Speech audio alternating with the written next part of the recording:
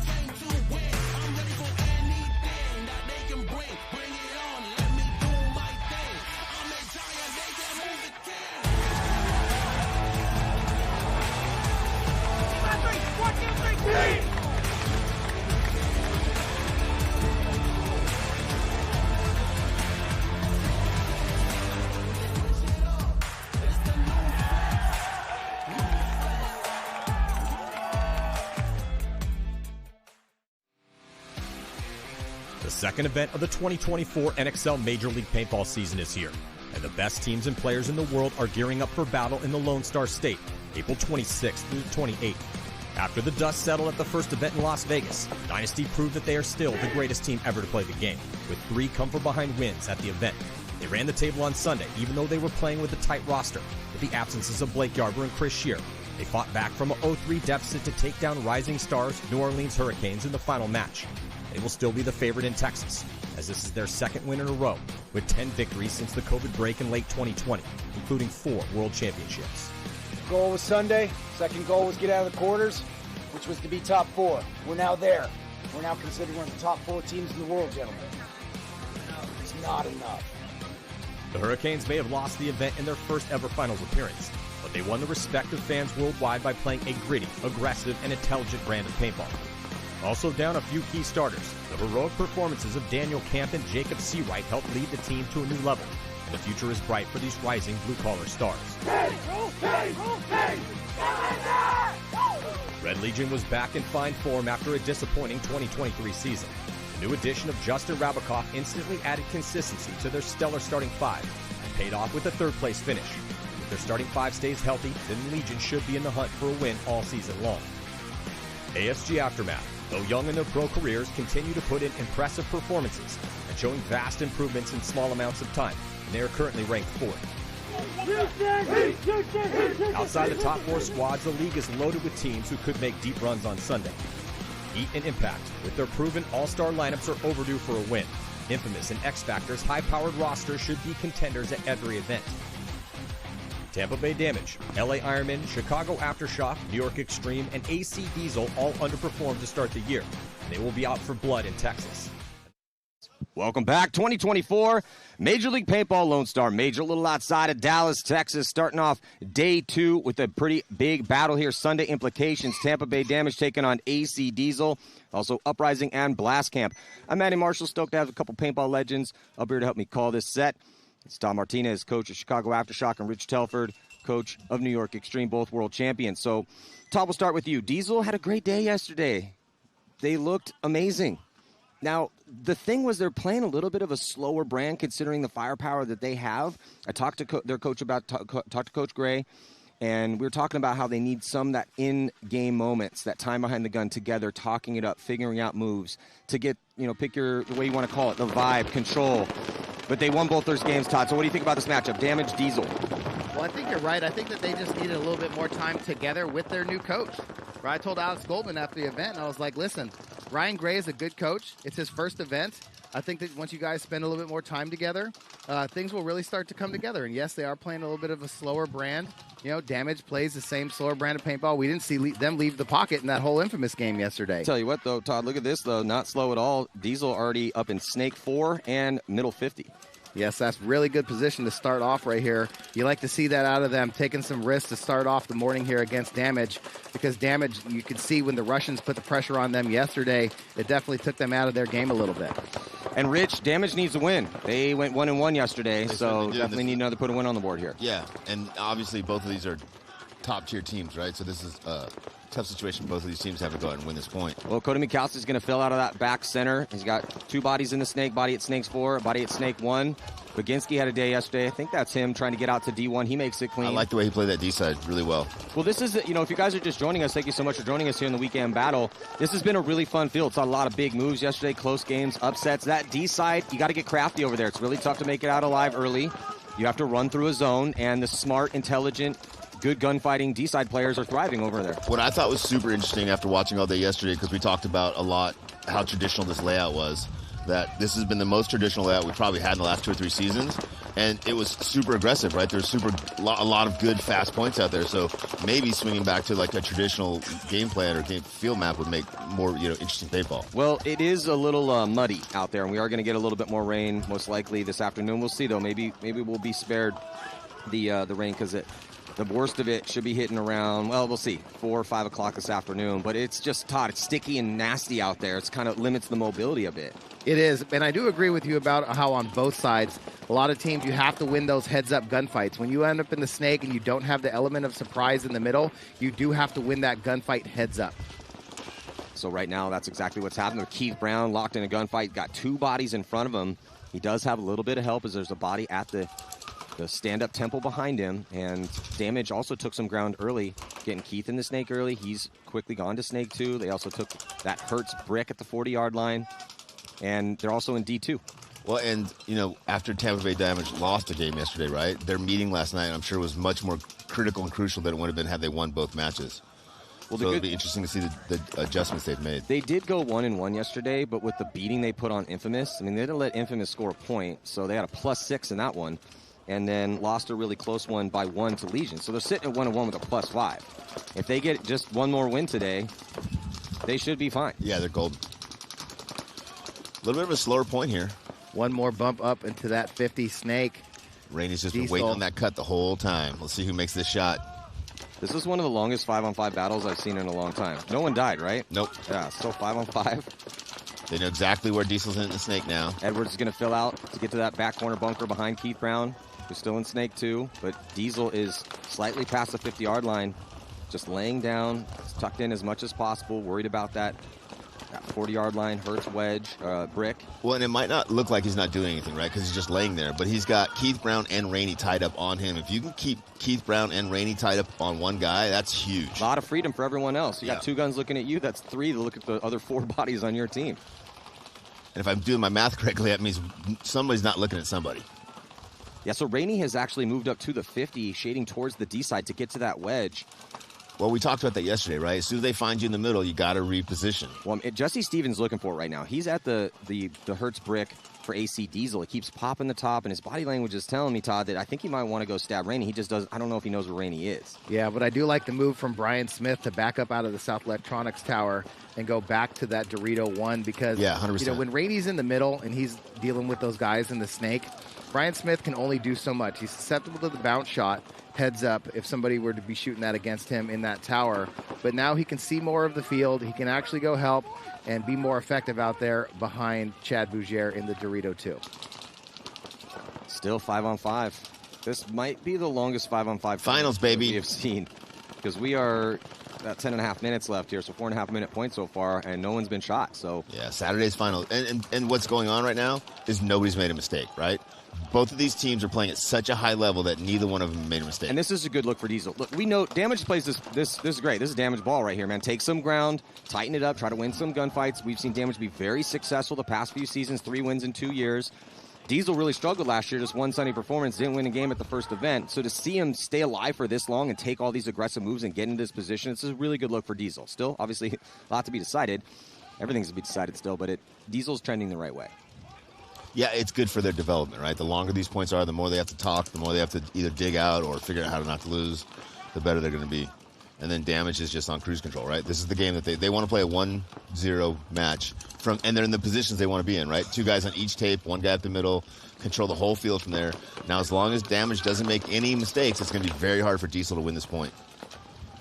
Alex Goldman does have a nice shot across the field from Snake 1. Towards that Dorito side. Yeah, huge gaps over there. Yeah, we saw a decent amount of guys get kills from that position.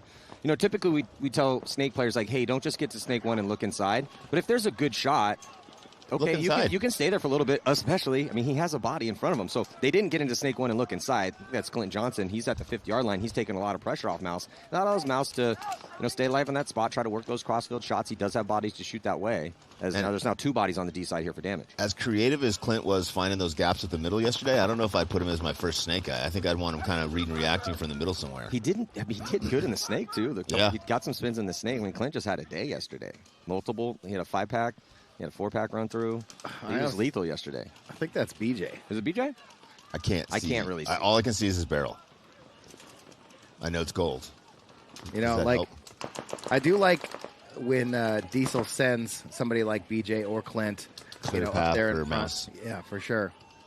But he's just laying there being alive, right? He's not trying to force anything. Yeah, I think that is BJ. He knows Rainey's on him, and now Jesse's getting a little bit more creative. Oh, but Jesse tries to come to the snake center wedge and gets shot on the inside from, I think, Chad Boucher. Yeah, first mistake was made. And that's the trap they were setting over there. But Keith Brown, as we're talking about, Keith Brown slips and falls as he tries to jump over the stake beam. He got stuck in there. It didn't cost him his body, and they're able to get a shot on B.J. Henningberg at that same time. Desperation move outside wide for Cody Mikowski as he gets behind Mouse, so still a 2-pack of bodies for Diesel. Yeah, 53, Diesel advantage, 5-on-3 as Diesel goes on to as Tampa Bay goes on to Diesel side of the field on Doritos, now in Dorito 5. Yeah, they have bodies at the 50-yard line or past it all the way across the field in a high-body situation. And that's going to force a concession from Coach Gray here from AC Diesel. Ryan had seen enough, but that was a really good point for Dan. Those are the ones that hurt, right? Like when you lose those long, drawn-out points and you win that, then obviously your momentum is super high. You lose that point, kind of sucks the life out of you a little bit. Well, do you blame Jesse was he impatient or was he just trying to get creative, right? Because nobody was going anywhere. Rainey went back and forth. Jesse actually went back and forth, right? Jesse went to both sides of that center diamond. Right, but he's trying to make something happen. I don't think you blame Jesse, right? But it is his mistake, right? Like it came down to 5-on-5, and whoever made the same first mistake was going to fold it for that team. So he has to do what he has to do without dying. What I'm saying is correct. But what I'm saying is that do you want him to try and figure out a way to break that one open right there? Yes. Or are we waiting for somebody else, right? No, I want to be proactive up there. I mean, the players that have been proactive in the middle have been very proficient for their squads. But was it his move? Right? Do we think that he should go and try and get Rainey out? Because he popped up trying to shoot a Dorito guy, right? What do you think's the most? I'm asking, where do you guys think that Diesel in that position should have tried to break down the game from? From that middle? Well, the thing is that because BJ, we got to jump in this next one, but possibly. Yeah. 5-on-5. So it's 5-on-5 blast camp on Uprising. Uprising get a check in the tower and a penalty. 5-on-3 advantage here for blast camp in this first point. Uprising penalty in the Snake Tower. Got shot in the hopper, didn't know it. Well, Uprising is still in this tournament. They went 1-1 yesterday, and man, if you missed that Aftermath Uprising match, that was one of the craziest finishes that I've ever seen. Aftermath was about to win it in overtime. They were in a 4-on-1 situation, but they got a gross major penalty. Blastcamp rolling the dice with Soap up the middle of the field. He gets the run through on Olsen. Stays alive, too. He's going to eat up Borromeo and gets a little 2-pack for Soap. And off that chaos, here comes the attack from Blastcamp. They get a body into the Snake and a body behind him and more movement up the middle. 4-on-1 advantage here for Blast Camp. Uprising has one player left alive on the D side. They might want to concede this point. And LaPapa coming down the Snake over here. He's going to put the pressure on that corner. And Uprising going to hit that buzzer. The reason why I was asking that question is because, like you guys said, Sunday paintball already, right? 5-on-5 breakout. Everything's locked up, Damage had 2 bodies on the Dorito side, 2 bodies on the Snake side, 1 in the middle, right? But like you said, Rich, there's that guy in the 50 Snake is occupying both of those guns, right? Does that game get broken open from that middle? Or does the Snake guy over here try and make something happen with the extra ball? Either go around, get Keith, or trade with Rainey. Yeah, but if the guns are that way, I guess it really got to sense that pressure, right? Because, those middle bodies were going back and forth for damage. They weren't just completely dedicated on BJ. BJ was biding his time, taking that pressure. But I don't want Jesse Stevens to play timid in there. You can't have your middle players go up to that spot and be super timid, especially if you know the enemy is close. And you have that body in the Snake taking that pressure off of you. So it just didn't work out for him in that one. Jumping in, striking off the break here as AC Diesel lasering a ball in on, I believe, Brian Smith, and the way he played yesterday, that's a really good kill. And now we do get Clint Johnson into the game, up into that center Aztec. Yeah, better spot. Good spot for him up there. Same breakout for both teams, minus the one player getting shot out for damage, obviously. So both teams with one in the Dorito corner, one in the tower, one in the Snake Tower, one in back center. Now D2 for Diesel and for damage. Jabuzier with some penetration over there on the D side here on your screen. Gets into D2 with some good comms. Mark Johnson move up to the center Hertz bunker, looking Dorito way, Snake way now. Jason going towards that D side, so it's going to be D side strong side here for damage, as they only have Keith Brown at the tower on the Snake side and no one in the Snake. As Diesel taking that ground in the middle of the field with Mark Johnson. He's at the 50-yard line wedge, shading towards the Snake side, looking D side. And when you have that extra body, being able to get up in the center, you have so much freedom to really try and create, right? The other team has either send a body up there to try and get out, and then you end up trading that one body, and now you have a 4-on-3 advantage, right? After that 5-on-4, when you get up in that center first and make them have to deal with you, or otherwise that center guy gets to play as freely as he wants. Well, a little bit of issues with the loader here in the Snake, but Mouse is going to throw the loader back on. He lost it as he went around Snake 1. Oh, but they lose Baginski on the D side, and they lose Mikowski, so a couple tough deaths here for AC Diesel. Yeah, 4-on-3 advantage here, but Tampa Bay Damage going down the D side, but they don't know that Mouse is in the 50 Snake. Yeah, it was a 5-on-4. It turns into a 3-on-4 now in favor of Damage, and Chad Bougere goes off on that D side. Clint taking the walk. Same with Mark Johnson, and it's just Mouse. Mouse is the only player left alive. Yeah, 3-on-1, I think. Although one of Tampa Bay Damage players is getting a check, and he's been eliminated. It's a 2-on-1 now. See if Damage can talk through this. Well, Keith's at the tower. Where is that second body? Somewhere on the D side, Matty, I think. D2, maybe? Yeah. Unless it's a 1-on-1, but I think it's he's in D2. Okay. It's D2 and tower. Oh, and yeah, so Mouse was in kind of a tough spot in a 1-on-2 situation. Yeah, down in the snake. Yeah. He was in a real tough spot. And guy on both tapes. Crawling on his belly. A guy on both tapes. D-side completely Keith Brown standing over the top of you. Yeah. It's all bad. It was getting all bad, Matt. Well, that's just, again, it's a rough one for Diesel. They shot a body on the break, 5-on-4. They have, again, 20%. Yeah, you good? In the pits right now with Damage, though. Let's listen in. Brian, you good? Hey, back to the score 5. Cali, Portland. What do you mean, Jacob? Hey, wait a minute, baby. We didn't see it. Hey, sorry, I got so much paint on him. I don't know. This one was both sides. I'm looking at him putting paint.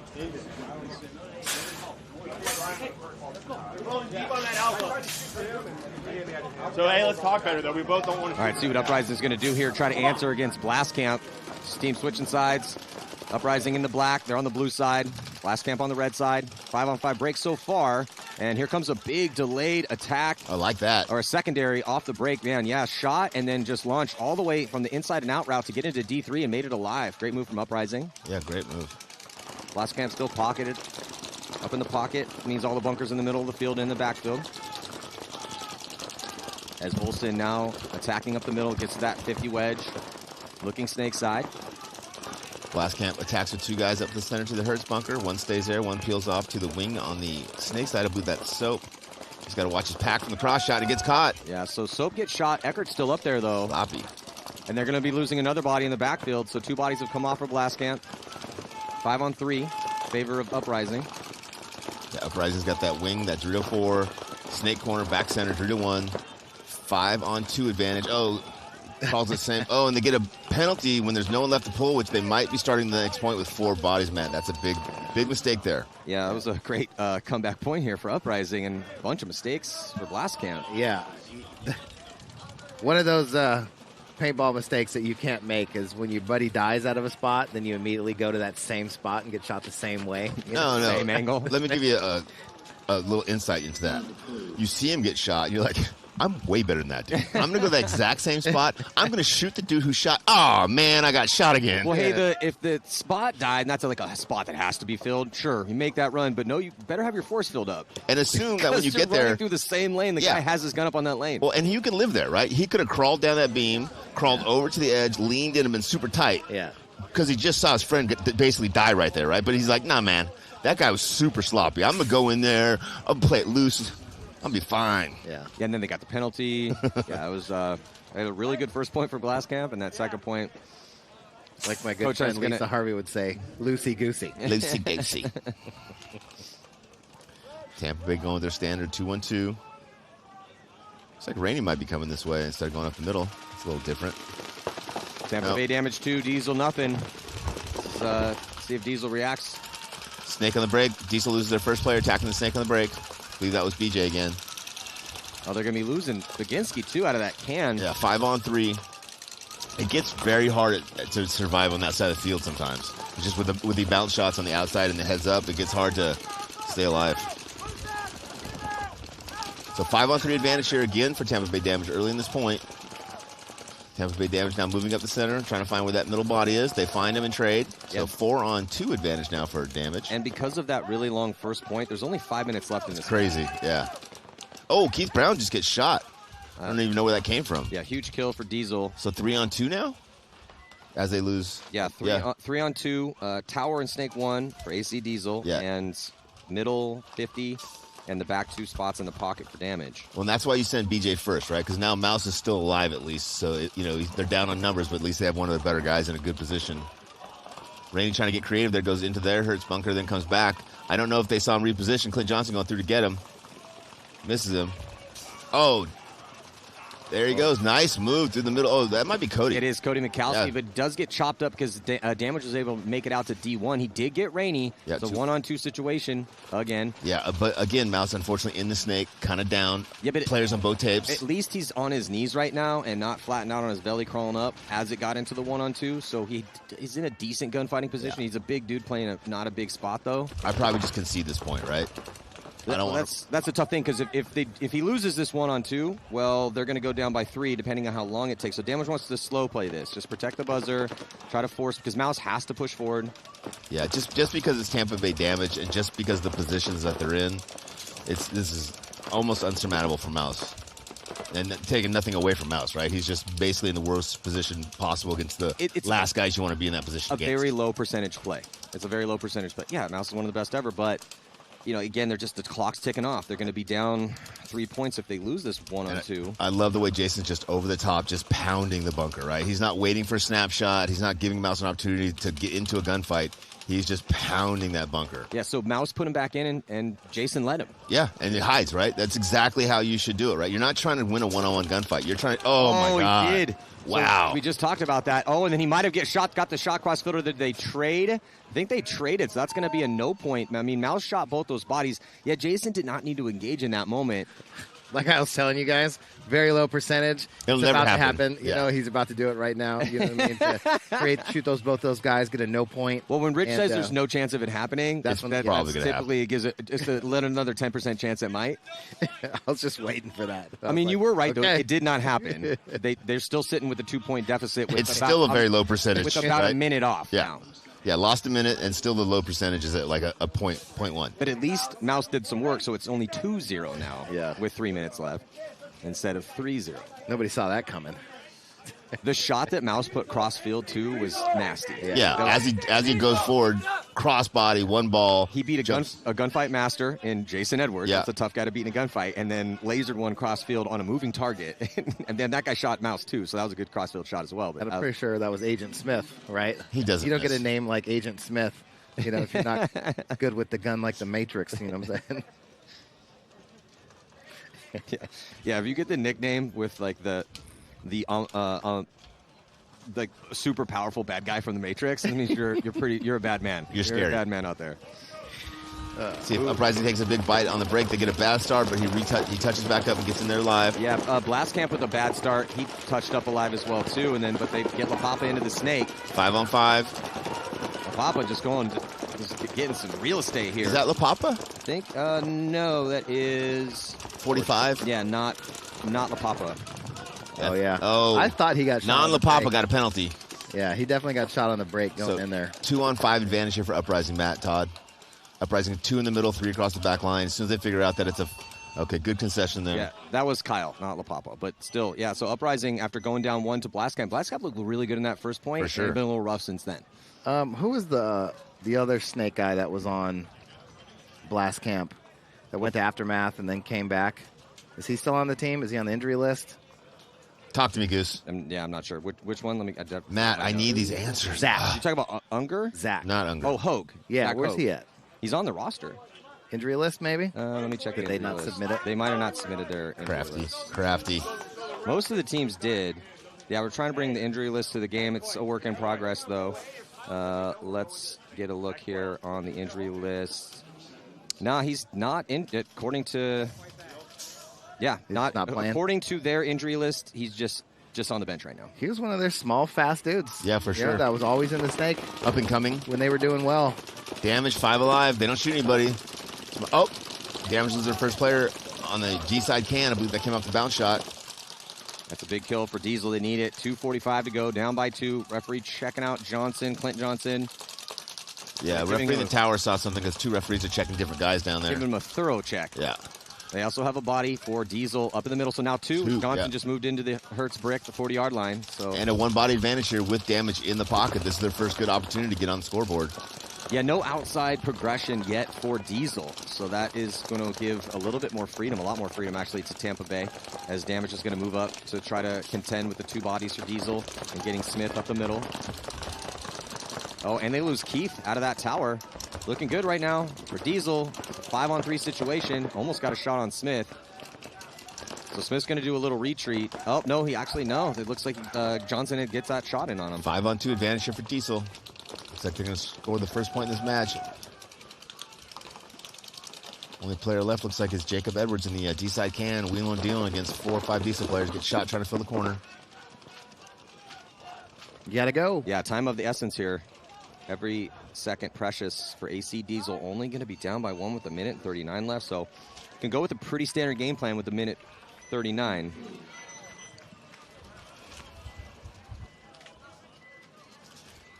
Well, 2 close games in this set. A little bit more time left in this Uprising Glass Camp match because those points are going a lot quicker. Yeah.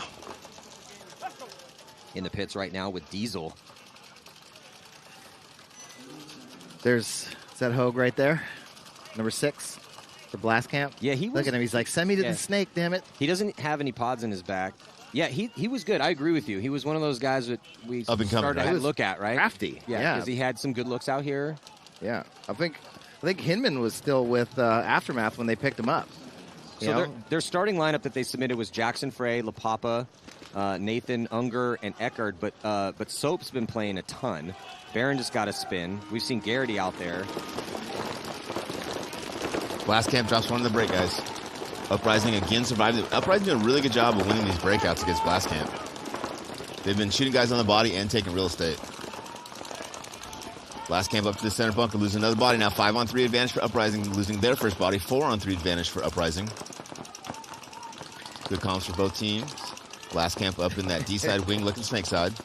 You know what the best ability is in paintball?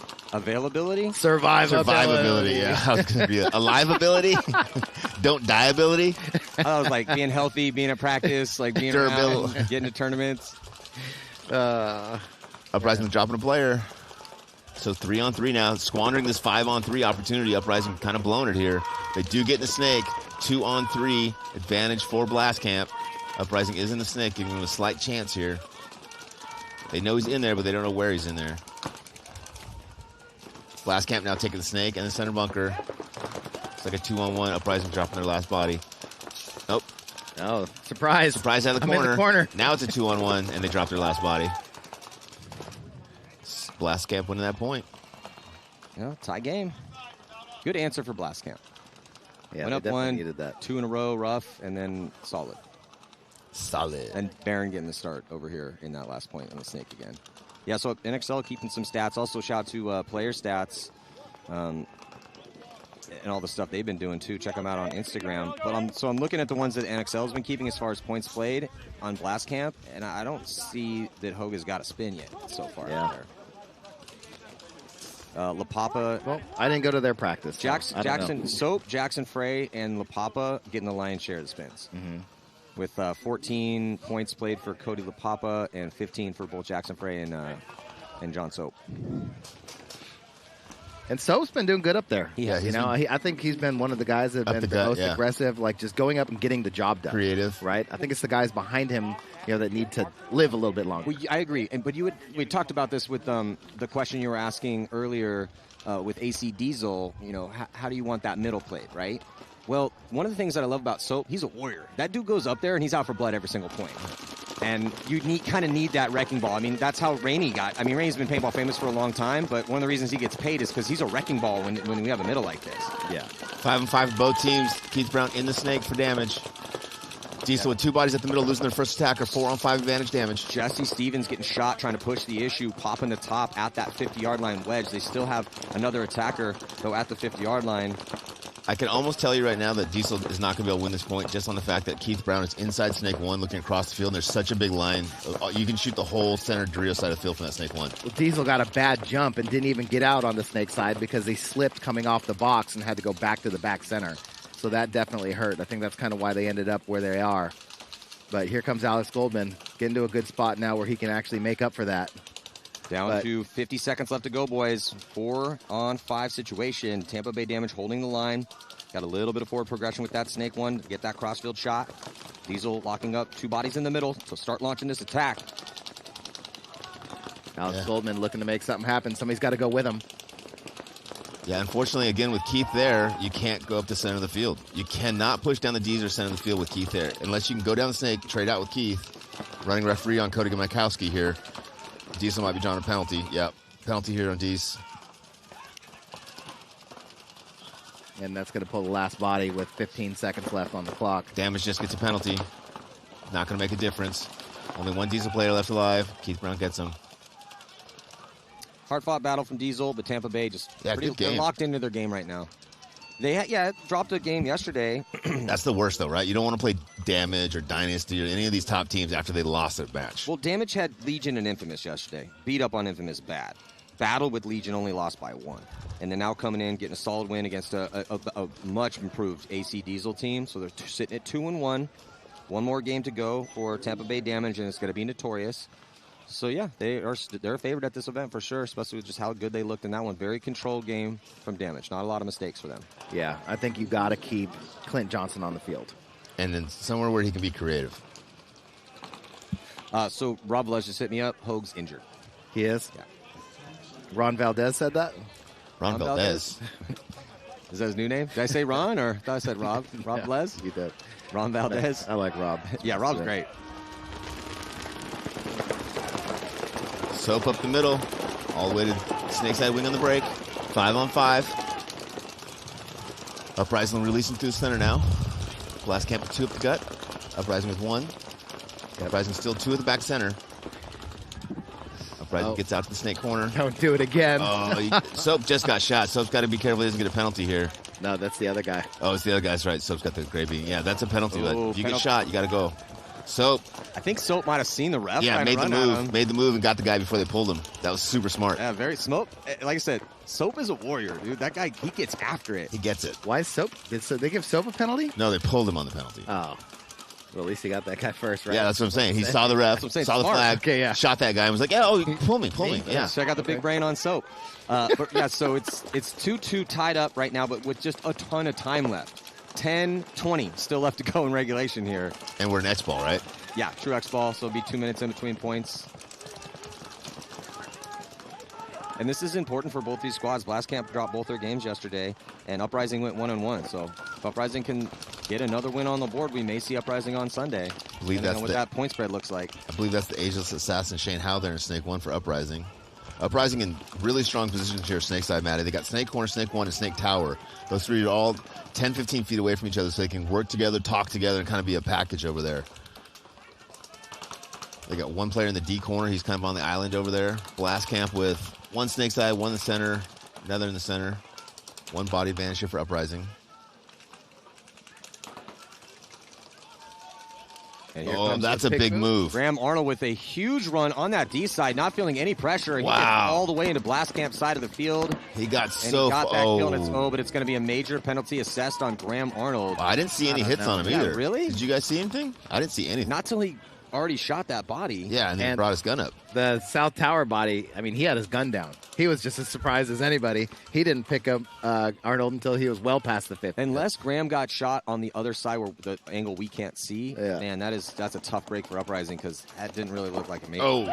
And Blast Camp shoots the last Uprising player, the snake side corner, winning this point with 2 bodies left alive after that chaos on the D side. Yeah, we got a big gift.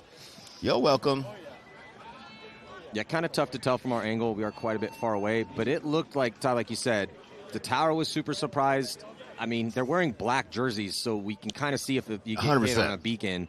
He got all the way to his body, shot that body, and then he started to get blown up. I don't think he shot anybody else. It looked like as soon as he got shot, he did the tuck and like, okay, I'm done shooting. I'm not shooting anybody else. But referee saw something we didn't see, Matty. I've been wrong before. Oh, also, these eyes. So Blast Camp with a 1-point lead. Still a lot of time left for Uprising to try to shake that one off. And 2 minutes in between points now. Blast Camp, first-year pros. There's Big John helping coach the squad, this new squad. I love John Iannucci as a coach, but I just feel like he needs to bring a higher level of intensity to it, right? Like he coaches kind of in that passive, like, hey, you guys just do whatever you want. It's cool, no big deal. Like, free place to fail. Just have fun, guys. Safe space? Yeah, safe space. And if he would bring a little more intensity, I think he could get a little bit more out of his guys. And that's just, I'm not criticizing him, right? It's just something I noticed. Something he can add to his repertoire, some intensity. Totally see that. Well, he looks like a guy that's been winning arm wrestling competitions for the last 45 years. Since for birth. sure. Just whack. What's up? You want some whack? Are those like granite forearms? Yeah. Well, you remember the movie Over the Top? Uh-huh. Sylvester Stallone? That was based on Giant Inucci. Oh. Yeah. Yeah. A lot of people don't know that. He doesn't like to talk about it because he's a real humble guy. Yeah. But yeah, that whole story is based on Giant Inucci. Well, then maybe he just needs to turn his hat backwards. Oh, you do know Over the Start Top. coaching. You do know Over the Top. Man, my respect level for you was very high, and now it's even higher. Show me a child of the 80s that didn't watch Over the Top. Yeah, you don't think that I have that pulley in my truck while I'm driving? Getting that forearm work? Oh, I love working with you guys. So here goes These eyes. line for Uprising. Half our audience is like, what are you guys talking about? Over the top? 80s? And they're going to Google it and get a treat when they go watch the You're welcome. Stallone movie. Better go So watch on the that. breakout right here, Uprising is going to go and take both back spots and really spreading the field to see if they both live. Nope. Looks like they do. 5 bodies. Oh, no, they lost Scotty Knight. Scotty Knight not able to get out to D1. So it's a 4-on-5 situation in favor of Blastcamp. All Blastcamp's got to do is sit in the pocket and shoot their guns and force Uprising to try to move outside of that pocket into their lanes of containment. Get another body. There's no way Soap's going to be content to just chill with that Aztec. Definitely not. Yeah. Thinking the same thing. Yeah, he's gonna be at that brick here pretty soon. Oh, especially now that Uprising loses another body. Well, and Soap's level of chill is notoriously low. Notoriously low. They need to concede this point. There's still 5 bodies alive for Blastcamp. And lots of time left, right? So just let this point go. 8 minutes. Start over. Still 8 minutes left, but they're about to be down by 2 unless they can summon some real big low body heroics. And here's going to be the concessions. Yeah, I've changed my point of view based on Ryan Brand's point of view, like on the concealment, right? If your guys are down, give them a couple seconds. If they don't try to go win that point quick, just let them start over 5 dudes. It's hard to expect them to win, down 2 bodies and down on position. So they just start off fresh, get out there with 5 bodies, win that breakout, and win that next point. I'm sure there was a time where, so you switched from, you know what? If we're down 2 bodies, let those guys suffer. Make Let 'em those pay. guys get Make 'em bunkered. pay. It is their fault. Let them Never. all get killed. Never. Well, this would be a nice win for Blastcamp, obviously just to get a win on the board. But at their very first pro event, did put a win on the board against Diesel by 2, but they got beat up by Dynasty. They lost to X Factor by 2, and then had a really good game against Legion. Still -7 on the point spread, 17th place overall. But Uprising, they've been having a rough past season or two. A team that's made some Sundays in their careers, seasoned veterans on that squad, though. So when you're looking at that roster, and if you're Blastcamp, we can show up and beat Uprising, a team that's, these guys have been playing this league for years. That's a good boost to your morale. I think it's definitely helping, too. Like we said yesterday, getting more coaching staff, right? They got Dusty Court. They got Tyler Michaud, right? Ormrod, obviously.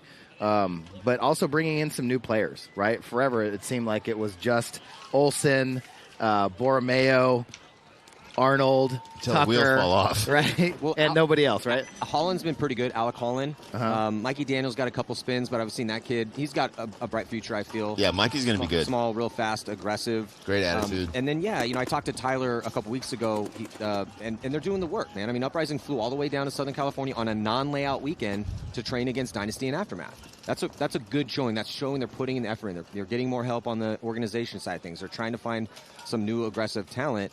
So they're doing all the things they need to do. They did get a good break yesterday. So the paintball guys were shining on them yesterday to get them to go 1-1. I just hope they stay tenacious in that ability to try to seek out those new bodies, to try to seek out new ways of doing things and train against the best. And I think eventually, because they do have because when you look at that roster, Arnold is a stud. Borromeo is proven out there. Eaton's really good. Shane Howell, we were playing against Shane Howell back in the day. Shane's been doing this forever. Olsen, I've seen Olsen do some miraculous things out there. That's a good roster. Yeah, 100%. And, you think that this would be a center where Olsen would go feast, and he's been up there a lot, right? Yeah, he has. And I think that he's got a lot more opportunity to get up there and do more work. So there goes Borromeo with another inside and out round. Kind of a little bit of a yard sale. Loses the top of his loader, but they do get 2 kills. And so it's going to be a 5-on-3 situation in favor of Uprising. Well, I love that play call too, right? They did that 3 plays ago, right? And if you do that 2 or 3 plays in a row, they're going to catch that guy. But if you do it every once in a while, they don't expect that. See, this is where Uprising can't make these mistakes. They lose that body. Mikey. So Mikey dies out of the tower for no reason. Bad you death. have a high body situation. You got bodies flooding up the field. Borromeo needs a beat to put his loader back together. You got a body out wide with Graham Arnold. Now, Graham's going to go double up D3. But those are the types of deaths we can't have for Uprising in these situations. 4-on-3 advantage here for Uprising. Uprising with all of their players on the 40/50-yard line. Up Blast Camp with Snake 1, Dorito Sidecan, and another body I can't find. Borromeo, I think, only has the back of his barrel, so Graham's just taking over the attack. Shane Howell just running around out there trying to find a way to get in that snake. Yeah, threw it in reverse there. Well, Shane's posted up like there's a body a little bit closer. Well, they know he's in the snake. They just don't know where he is. He's about to get closer. He's at Snake 2 now. But Shane's posted up at that mini wall there, the number 1 on your screen, and trying to get it. Oh, and he did blast him. Nice job by the veteran here, Shane Howe. Oh, and he gets that crossfield kill as well, too. A little 2-pack here for Shane to help finish off this point and keep Uprising in the match. So by the time Arnold gets in there to hit that buzzer, probably going to be around 6:25, down by 1. Yeah, Borromeo broke his barrel in half on the core sample that he took. He's looking for it. He's like, where's my barrel? I know it's out here somewhere. He found it. He's got it in one hand. But by the time he put his loader back together and cleaned everything off, and we Points over. We cut to the D-side angle. He's just got the back of the barrel on there, loader sideways. I'm just glad he's okay. Yeah. That's true. Glad the little guy made it. Glad that he survived that fall. Borromeo's pretty durable, man. I mean, that guy throws his body around a bit. He's one of their last guy left alive. He attacks quite a bit. Yeah. And he plays pretty much every single point for years for Uprising. 100%. He loves it. Coached him on Vicious. Brought him over to Vicious. Good teammate, solid player, can play anywhere. Very smart, very versatile.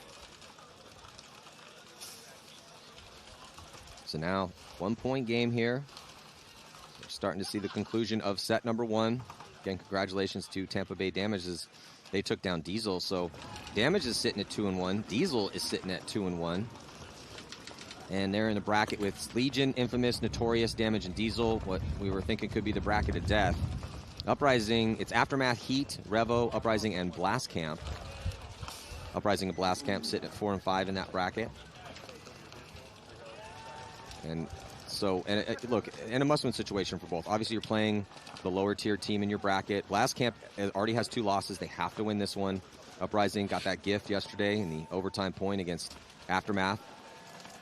Aftermath got a gross major penalty in a 4-on-1, which pulled every body in. When you have the last body pulled on a gross major in overtime, it immediately awards the point. So they got a bit of a gift trying to work with that, stay in this tournament. Uprising's last game is going to be against Revo, and Blast Camp has to play Aftermath next. And those are 2 really good teams right now. Yeah, 2 challenging matches. Well, Revo went 1-1 yesterday, and Aftermath won both their games. Revo looked really good in that they went first 1-1. match. Aftermath won 1-1 because they threw that game away in overtime. I think Aftermath's going to come out firing today. I think so, too. They were very frustrated, as rightfully so. So they're jumping in 6:23. Blast dropping 1 on the break. Uprising doesn't. 5-on-4 advantage, Uprising. And Uprising did get to the snake corner, giving them another little advantage here. Uprising needs to win this point as quickly as they can. Blast Camp still in the pocket, Matt.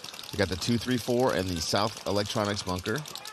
Uprising's been doing a good job, and they've been getting bodies wide. They're attacking the middle and throwing haymakers over there on the D side every couple points. So they're changing the strategy around on where they're attacking this field. They currently have 2 bodies up at the 50-yard line, crossed up and trying to shut down this attack. Soap's going to try to get in the mix here as he gets to the brick and find one of these bodies. Yeah, if I'm coaching Uprising, and based on how well Soap is playing, as soon as I find Soap in the middle, I'm sending somebody to go get him. They do shoot him out of there, though. Soap and Borromeo trade, but that's okay because Olsen's still up there. Yeah, 2-on-3 advantage, 2-on-4 advantage Uprising now as Blast Camp attacked into D3. See, that's a death that Holland can't have. Holland gets into Snake 2 and gets shot a little sloppy down the sideline. Now 3-on-2, 3-on-1 now advantage. Oh, nope, Dorito's clean. 3-on-2 advantage for Uprising. They have Dorito 3 and Snake 1. Uprising with the center wing, the Dorito corner, and now Snake 1. Good field position for both teams. Here comes a move by Arnold down the Dorito side. Olsen saw that Dorito player in Dorito 3 and then stayed inside. Now he's going to come back to the outside, see if he can pick him up.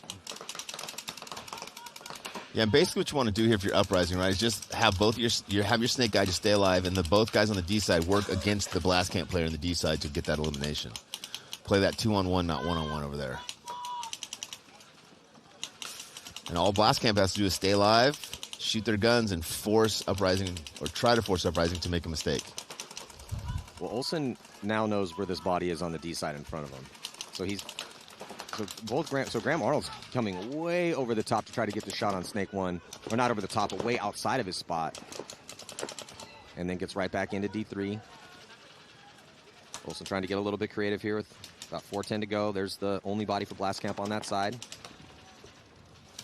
Yeah, the Uprising player in the center should at least go into the Hertz bunker, right? At least go into their side of the field in the Hertz bunker so he can put a little bit more pressure because he's out of play. Oh, and they lose their Snake player, does Uprising. Who is this? This player in Snake 1 for blast camp just won 2 gunfights. La Papa. Yes, La Papa just absolutely nasty out here. That forces Graham Arnold to launch. And Graham is going to eat up that body over there, so it's still a 2-on-1, even though La Papa's balling out. See if La Papa can continue to be the hero. Man, great move from Graham there. Yeah, he's got some skills. I thought that was going to come from I thought Olsen. it was going to be a trade for sure. Graham hunting, trying to get this shot on La Papa. I mean, Graham could just go trade. Doesn't even need to trade. Nice, just beautifully executed point there from Graham Arnold. Olsen, also the thorn in blast camp side as he got up to that 50-yard line wedge towards the D side was there the whole point. So the combo of Olsen and Arnold going to be tying this game up. But yeah, La Papa 2 gunfight wins. Out of a snake, right? Yeah. And, you know, if you're blast camp, you got to be talking about how can we combat Uprising getting 2 in that middle right away. Because that's why they're winning these last couple points. For sure. 2 in the middle right away. Limiting what Soap can do up there. And they're also not doing good zone control on that D side because when Uprising's throwing the punch up the middle, so you have to respect that. You have to deal with that. Now, they're getting La Pop up there, and he's been doing pretty good, but with 2 bodies versus 1, war of attrition. Bad math. But then the zone control, so Borromeo's made that inside and out run to D3, made it alive twice. And then Graham's doing kind of whatever he wants on that D side. Big bites. Playing off of Borromeo. So the combo, and then, but the snake side needs to tighten it up for Uprising. Because Mikey got shot out of that can. They just lost 2 gunfights out of Snake 1. Mm-hmm. So Snake side really needs to increase their survivability because everyone else is doing pretty well right now. Yeah. And those Snake guys, both of those deaths are bad deaths, right? It's not that they at that time they have to understand where they're at in the point. Just stay alive.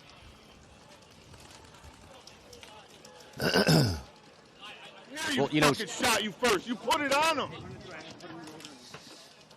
There's the very calm coach Rich was just talking about, Big John Iannucci.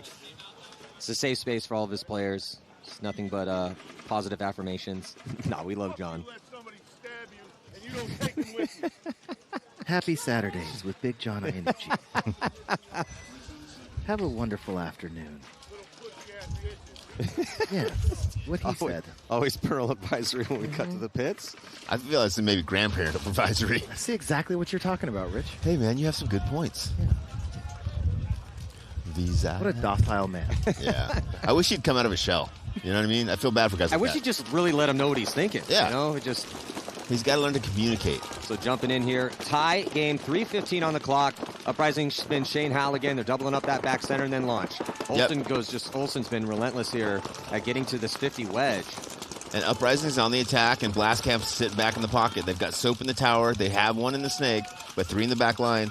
Uprising dropping their first player, Shane Howe, trying to attack snake side. 4-on-5 advantage for Blast Camp as they push into the 40 snake. Well, they got good field position now. Blast Camp, Uprising allowed Blast Camp to filter out wide and get to that D1. Here comes Soap to attack that middle, trying to find Olsen. And Blast Camp's now all the way into snake 3. So, yeah, this is looking pretty good for Blast Camp. They're up a body. They have the real estate. Now let's see what Uprising does. They were able to get outside wide snake side, but they've been losing Olsen in that middle. Maybe he gets shot off a bounce shot. Shot in the foot from the snake. But Soap now filling that position. Blast Camp 3-on-5 here with 1 in the 50 snake and 1 in the 50 wing with Soap. Big advantage here for Blast Camp. Already up by a point. 5-on-2 now. Uprising needs to concede this point. Yes. Oh, Blast Camp answers nicely. Yeah. Touche. Well, they shoot the body on the break. They get Baron in the snake again, and then So Barron, and he doesn't rest on his heels. Gets right up in there. Good fill out wide to Gets the key kill on D1. Olsen. Yeah, and then Barron gets that kill outside in Olsen. They'd already shot that body, so now 5-on-3. Yeah, just well-executed game plan. Good job, Blastcamp. All they needed was a happy little pep I was talk. going to say, maybe they're going to get a smile from Big John. So there's Kyle Barron. He actually does this thing where the guy, if they do something really good on the field, he gives them a balloon after practice. Ooh. Yeah. Stickers? Sometimes it's got candy in the With balloon. some like hearts and says good job on it. Yep. And you should see the smiles on their faces when he gives them the balloons. It's incredible.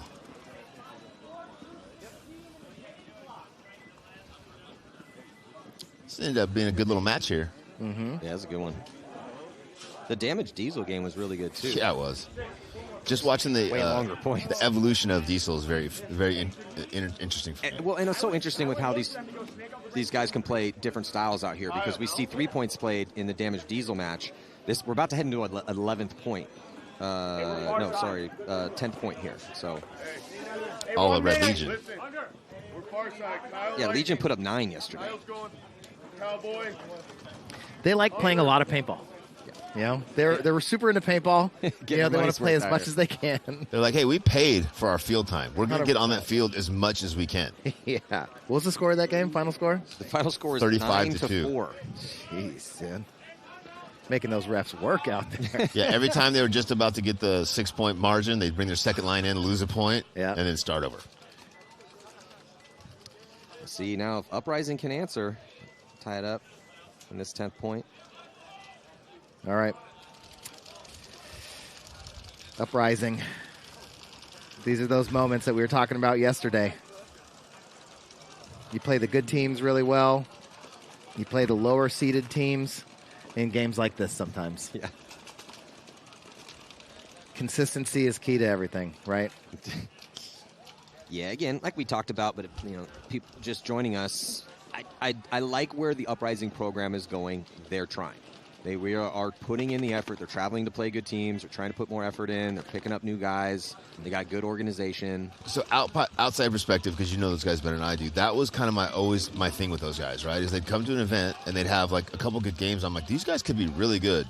And then I talk to somebody like, hey, how often are these guys practicing? Oh, once before an event. Maybe 3 guys over here, 3 guys over here. And I was like, well, they're never going to take advantage of the talent they have if they don't work a little harder. And now that they're working a little harder, I think they have a really good opportunity to be successful out here. I want to give credit to Blastcamp, too, because they do work really hard. They do play at Blastcamp every weekend. All the time, right? They are together all the time. And I think it's just a little bit of survivability issues with them so far because they could have beat Heat yesterday, right? They're winning right now. They could very easily make some have a couple wins here, right? And they're a new team in the league. First time playing pro out here, second event. Going to be dropping a body, though, out of that can in the backfield is attack up the middle of the field right now for Blastcamp, trying to get that shot on Olsen. Yeah, he's hitting his pack. Oh, yeah. He did get the shot on Olsen, but had to get up and over the top and trade his body to do it. So, and a minor penalty going to be assessed. It's going to be 3-on-3. Yeah, that's a good penalty. He got shot in the pack and Olsen just laid there, which it is what it is. But they called him on it. So 3-on-3 now after that penalty. Yeah, but then Uprising losing another body from that back corner. 3-on-2. And another penalty going to be assessed here. So, yeah, Uprising just kind of throwing this one away. There's 1:32 left. They need to concede this point because now they're going to be down by 2. But Olsen gets that penalty in the middle, and then I think he might have got a talking penalty walking off the field. I couldn't quite see, but it looked like he was jawing at the ref. Ref kind of was gesturing to him. I can't hear from that far You might get away with that on Friday. Don't be trying to jaw the ref on Saturday. Yeah, and then they lost that back corner. So at the moment when it was 3-on-3 and they needed to dig in, reestablish, a couple more mistakes, and now they're down by 2 with not a lot of time left. Yeah. Just little things cost an Uprising out here. They let Blastcamp go up. They come back, and then Blastcamp able to weather that storm here and now take a 2-point lead. There's Virgil Frey. There was Virgil Frey. Yeah, we went out there a couple weeks ago. He's a good host. Yeah. Took good care of us out there. Good dude. Cares about paintball. Really puts a lot of energy, effort, time into his team. Seemed like a good family run. Yeah, good to see Jackson on a pro team, too, because he came out of the Paintball USA Combine. Okay. Which is just a breeding ground for good players. For talent. Nita came out of there as well, too. I mean, if you're in your teens and you are dedicated to this game and want to play pro one day, get into that program. Get in there.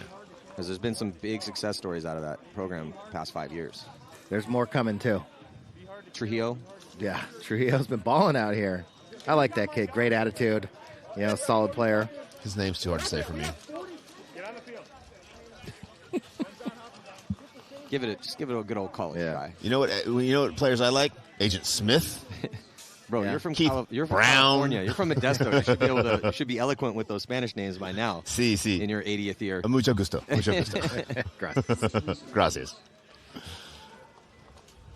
And again, this is true X ball, which means the other two teams in the split deck have completed their match. So now there'll be 2 minutes between each point in this match until the conclusion of the match. That's why you have a little bit of breaks and gaps here in the games. I think the NBA on TNT one time had a segment where they had to get Barkley to pronounce people's names. It's either Barkley or Shaq, one of those two. I think we should get some of those for Rich. Throw them up on the board. I'm just going to start giving him the list. Here, Rich, that's why when that comes up, I always look at Matt and just wait for him to say it. And I'm like, I'll try to say it as close to how Matt said it as possible. I would, to be honest, I'm from San Diego. I wish everyone had a Spanish name. That would be fine with me. That'd be easy, right? Pretty decent at those. The ones that destroy my ability to pronunciate words is when we get those Polish names. Oh. Yeah, like when we go to Europe and it's when all there's J's Polish and teams. K's in there and no vowels, you're like, I'm like, why would you even write it out check. with this many letters if you're not even saying half the letters? I don't understand. Are all the letters silent? How do you pronounce this? We're going to have Rich read the starting lineups from now on in Europe. Slavic, Mavak. Everybody gets a nickname. Yeah, exactly. Everybody gets a nickname. I call that guy Paulie. Green Paulie's hat going guy. to the tower. Yep. All right, Uprising breaking out from the red side. Blast Camp from the blue. Blast Camp's going to go with the conservative breakout, being up by a few points. They're in the pocket, 5 alive for both teams as Uprising releases to the center brick and the snake at the same time, losing their first attacker D side, 4-on-5 advantage for Blast Camp. Here comes Borromeo is going to reach that 50-yard line. He's got Olsen with him as well, too. And here comes Eaton. Eaton's going to get to the 50-yard line, trying to make something happen. Blast Camp loses their Borromeo first was player. living on that side. Yeah, body dropping for Blast Camp. Here comes Eaton to try to draw those guns wide, but he gets his loader clip. They do shoot that body out of the center. 3 bodies left alive here for Blast Camp. Yeah, 2-on-3, 2-on-2 now. 1-on-2 advantage for Blast Camp. 1-on-1 now, Maddie. They got time. Snake Tower versus Unger. Snake player. And Unger gets caught going. Oh, God, they shot Holland into the ground. And Blast Camp going to be able to put nice point on the board here. And this is saving their tournament so far. They need 2 wins today. They play Aftermath next, so it's not going to get easier. Definitely need this decently cushy 3-point margin that they're about to get. Good finish there by Unger. Well, this doesn't knock Uprising out of the tournament yet, because they can find a way to beat Revo, put up a decent score, maybe 2-3. I'd have to count it up real quick, but they're not out of the tournament quite yet. Unger going to chill, wait for it to get to right around probably 6 seconds to hit the buzzer, because if he hits it right now, we're going to see another point.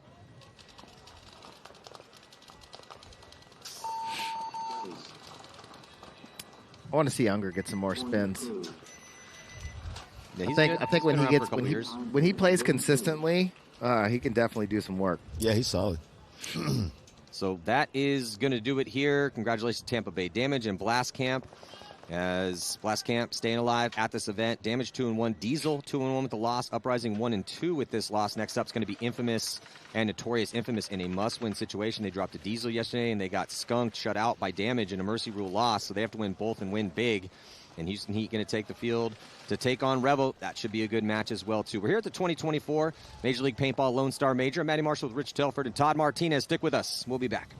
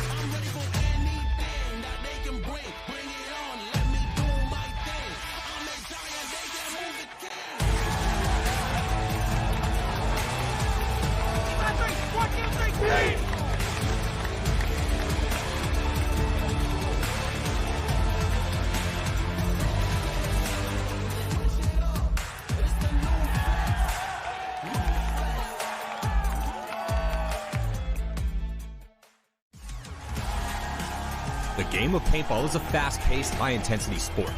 And at its heart, the concept is simple. Shoot your opponents before you get shot, and then march down the field to victory.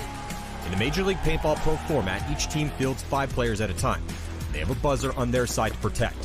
Hit the opponent's buzzer, win the point. En route to the buzzer, both teams will be locked in gunfights, utilizing diverse strategies while moving up a field full of bunkers, fighting to get into critical positions. And these strategies could change given the score and the time left on the clock. There's 15 minutes in regulation, and the highest point total wins the game. If there is a tie, then a 5-minute overtime period will be played. This is chess with guns, with no quarter given and no quarter requested. Welcome to Major League Paintball.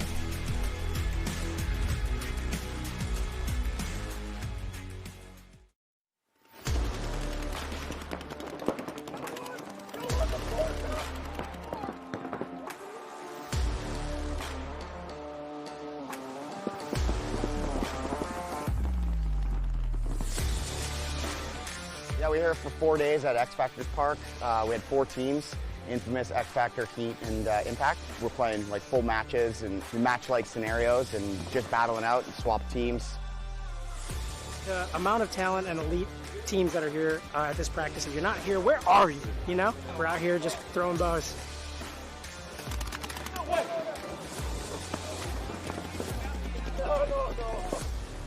It honestly is probably one of the most elite practices we could actually put together in this season. So we have the opportunity, we're graced with it for Alex Martinez to host everything.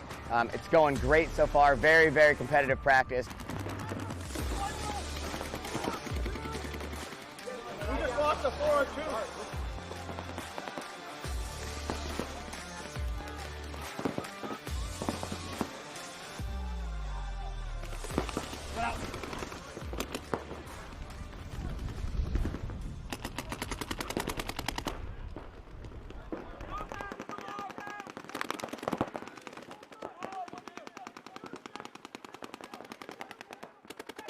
That last event, we played the Russians in the quarterfinals, and in our opinion, they didn't beat us. We definitely gave it to them. We were up in all those points or up in positions, and we felt like we made some mistakes. So we're just trying to clear those up and play a little tighter and a little better as our team, not make those mistakes, and obviously we're getting more prepared for this event. So you know how to line yourself up? You take like you go 3 steps back and then 1 over. This is your technique. I have a different soccer technique. It's every football player. Yeah. Like, even the soccer Football player. and soccer is a different. But even the soccer player. Right. Oh, Christ, that's the thing. Go. Oh, good snap. Field goal. Fucking touchdown. Oh, solid. I see Ryan Holt run all the way down with his ball. Laces out, dude. That was as good as we were going to Good as it was getting.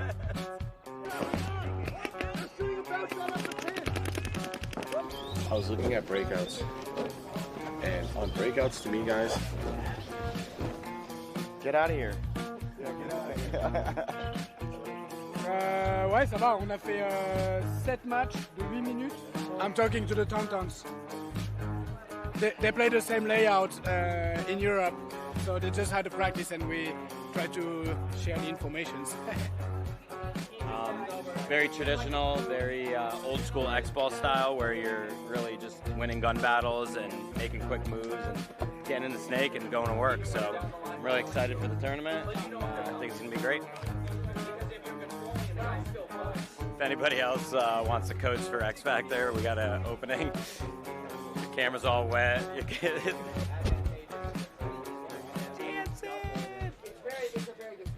You understand what I'm saying? They're not in our shit.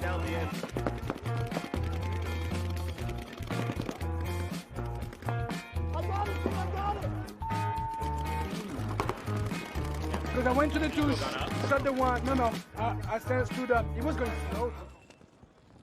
Welcome back. 2024 Major League Paintball Lone Star Major, a little outside of Dallas, Texas. I'm Matty Marshall with Rich Telford and Todd Martinez. Infamous taking on Notorious, and Houston Heat taking on Revo.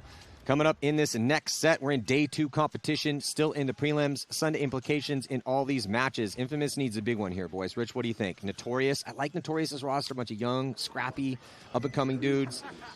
I like the way that Notorious is playing. I just feel like Infamous has got to be so hungry this morning after those 2 losses yesterday. When I'm saying I like Notorious roster, I don't necessarily think they're going to win this game. I think Notorious or Infamous. I love their roster too. Then I yes. think Infamous is going to be out for blood. My point is that because Notorious has proved to be scrappy here, been around some of those guys for a couple of seasons, but Infamous, like I said, they need to be out for blood right now. They had a rough day yesterday. They need 2 big wins today, and they have to play Notorious. Well, and honestly, they have to play Legion. They've got too good a roster to struggle, right? Like they've got too good a roster to go 0-2 yesterday. Well, yesterday we were talking about, and then even in the pre-shows about how maybe this is Infamous's tournament.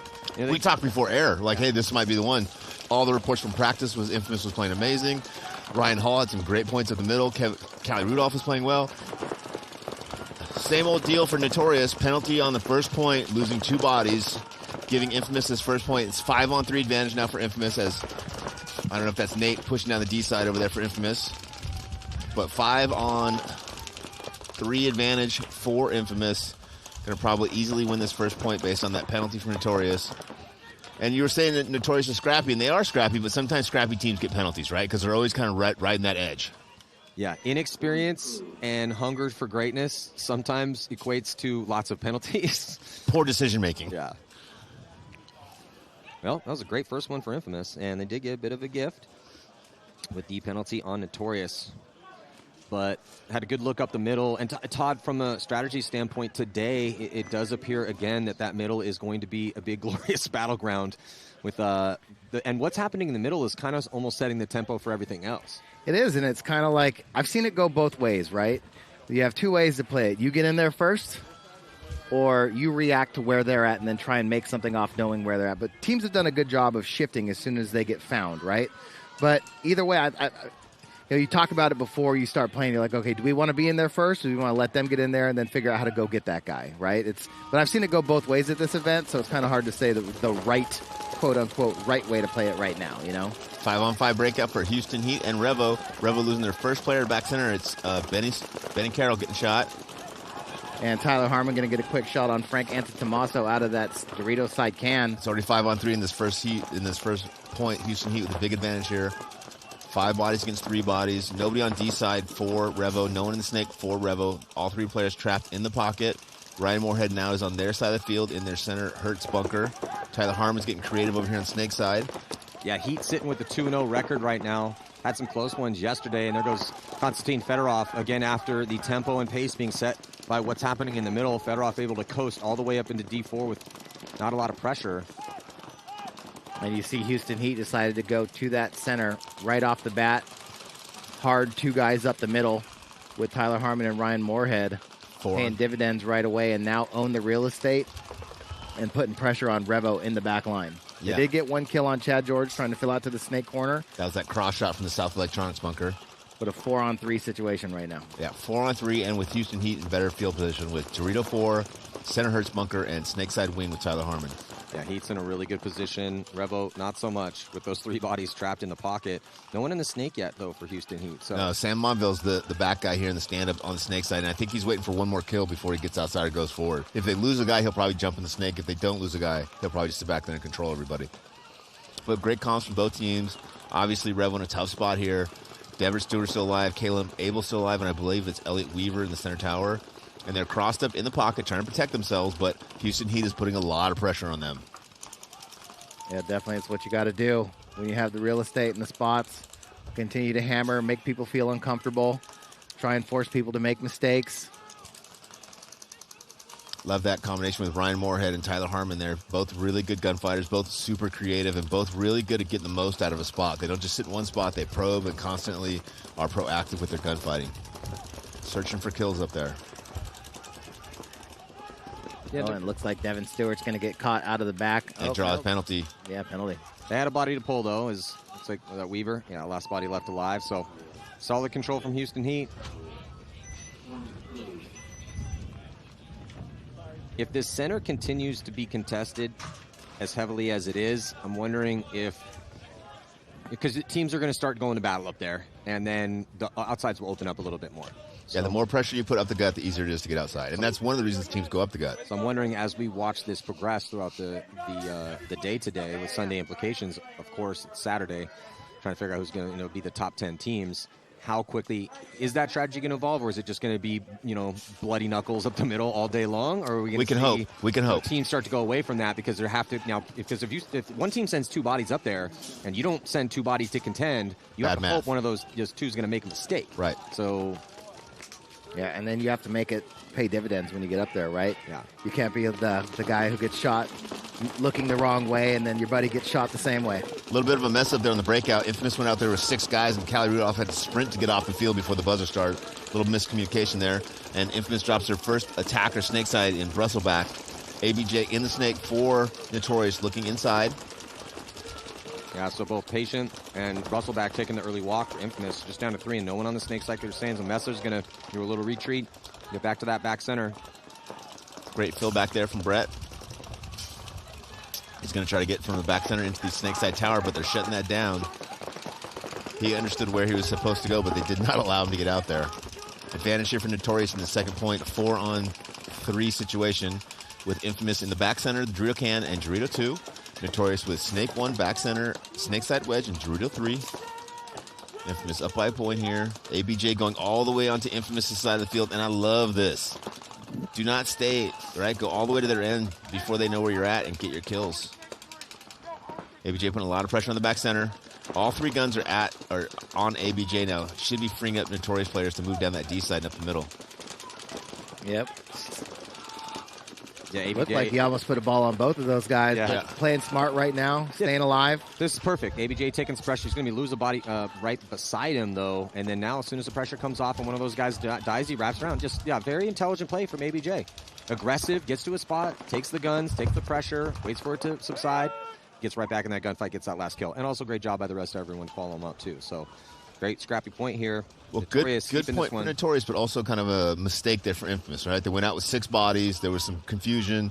Callie had to sprint out. They lost 2 guys on the break because of everybody bumping into each other on the break. They made some mistakes, but opportunity Notorious seized, yeah, right? Yeah, it's like, okay, these guys are going to mess up a little bit. Hey, that's what you hope when you're playing against a team that's better than you, right? We hope you make some mistakes and that we can capitalize on it. When they make mistakes and you don't capitalize on it, it's super frustrating. Those points you have to win, right, in those matches. Yeah. Ones where the other guys mess up, you have to win. Just love you. All you guys. The mentality of Notorious right now. Like when you're down in their pits, they're ready to they're fight. Scrappy. Yeah, they're scrappy for sure. They're ready to fight right now. All the guys on their team have good attitudes about who they are and what they're trying to do right now, and I definitely feel like that is kind of indicative of why they play the way they play. I think there's a few teams out here this weekend that are playing with a chip on their shoulder, right? We talked about Aftershock, and Notorious is one of those new up-and-coming teams. They got a little chip on their shoulder, right? Mm-hmm. And sometimes you got to have that chip on your shoulder, right? You got to. See, Chad George gets out to that Snakeside Tower. 5 alive for both teams. Same breakout. Chad George taking the walk, though, from the Snakeside Tower. Yeah, both teams only keeping 1 body in the backfield. Revo pocketed it up, and Heat's going to be the first to get outside wide, but looks like body drop to Caleb Abel losing a gunfight. 4-on-3 advantage for Revo, although they are trapped in the pocket, Todd. They're going to be losing Fedorov, too. Fedorov's got that body language saying that he is hit as he asks for a check. No, he's good to go. Oh, Betty Carroll with a great fill backward, mimicking Tyler Harmon over here. Yeah, so Fedorov did not die from that D1 position. Devin Stewart, bad death over there. They needed him to stay alive there. So just 3 in the pocket for Baltimore Revo here currently. Yeah. Sam Monroe walking off for Heat. 3-on-3. Houston Heat with a slight advantage, having both corners and the center wedge with Ryan Moorhead. Revo in the back center, South Electronics bunker, and now filling to the corner is Benny Carroll, Snake corner. So Revo with no one D-side Maddie, nobody up the gut. But they do have Benny in a good position, Snake corner now into Snake 1. Yeah, this is good for Heat. I mean, they have Ryan Moorhead at a really good spot. They're spread out wide. They got Tyler into Snake 1, so advantage Heat for sure. Yeah, I think part of the advantage for Heat is I don't know if Revo knows where Moorhead is. I don't think so either. And they might not know the count either, right? Well, they're shooting his bunker, so I think Clint might know where he is because he's definitely putting a stream directly where Moorhead currently is occupying a spot. Yeah, but they're also shooting the Hertz bunker. I think they're shooting the bounce shot off the Hertz bunker to try to shoot it back into him. But they've been shooting that shot and they've been shooting the front. Clint Moore taking the walk. Yeah, Clint got shot trying to shoot that angle. Cannot die there, Clint. It's a 3-on-3. They need you to stay alive there. You know that. Both guns now on Tyler Harmon. Now both guns switch off of Tyler Harmon as Elliot Weaver gets shot out of that center bunker. Revo should probably concede this point. It's a 3-on-1. They're down a point.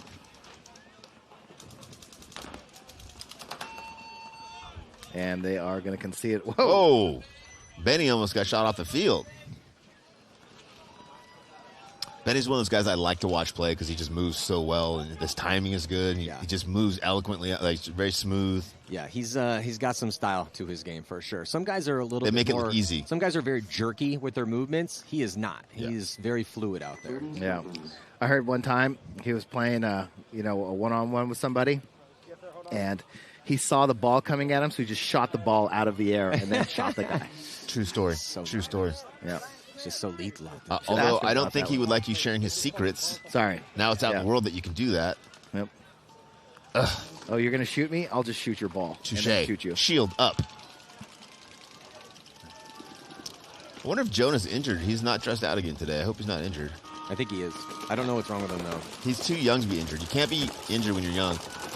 Notorious, 5 alive. Infamous, 5 alive. Infamous gets outside on the D side. Notorious gets into the snake and up the center of the field. Ryan Hall attacking for Infamous, now up the center.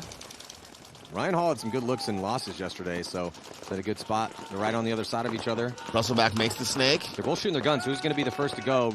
They do lose Patient, who tried to cut inside to get to the mini wall. ABJ right back into the snake. Back center get a check from the running ref. If he's hit, he might have a penalty. Callie Rudolph for Infamous, and here comes a big move up by Lee Schrader. 3-on-4 here, Matt. Infamous with the spots. Dropping body now, 3-on-3. No more advantage for Notorious. Up 3-on-2. Ryan Hall gets traded out. I can't believe he got Ryan Hall with that jump shot right there. What scared me is both of those referees running in to get Ryan were both grabbing their flags. So I'm glad Ryan left what he did. ABJ with a great move here. See if he can make this shot on Brustleback. I think that's actually Silberg over there in D4 for Infamous. Oh, penalty, though, assessed on Notorious, and they lose ABJ at the same time. So this is a big opportunity for Infamous to take a lead. I'd say a gift. That's going to force a quick concession. So good job by Silberg. And who was in Snake 1 for Brustleback? Yeah, Infamous needs Brustleback to play well out here. They're getting up in the middle. Silberg's attacking that Dorito side. They need some consistency over here on the Snake side. They had Brustleback and Zach Patient playing the Snake yesterday. And now we see Zach Patient going up in the middle more today. When you look yesterday, so they had a punch in the middle because Ryan Hall had some good looks. Real good. Silberg was playing pretty well on that D side as well too, but they could not get the full field offense going, and that was a problem when you had somebody dialed like Damage in that match, and then in their second match against Diesel, same problem because Diesel was a little bit slower, but really crisp in their gunfights. So far, this match has been all Houston Heat. Houston Heat getting out to the Snake corner. Looks like he gets out there live with Tyler Harmon shooting and then filling into the Snake side tower. Ryan Moorhead releasing up the center. Fedorov getting eliminated. 5-on-4 advantage for Revo. Revo gets outside to the Dorito corner with Frank and Tommaso. At the same time, Caleb Abel attacks the Snake, gets the Snake 1. Lose Weaver again, though. Weaver taking the walk out of that center tower. 4-on-4 here. A little bit of an advantage just because Revo is in the Snake with Caleb Abel. But Ryan Moorhead does have the center of the field. Clint Moore in the back center for Revo. Yeah, Caleb was struggling a little bit playing that tower. Now he's in the Snake. He can try and... More of his natural environment. Yep. Good little battle up the middle here with Ryan Moorhead and Shorty going back and forth.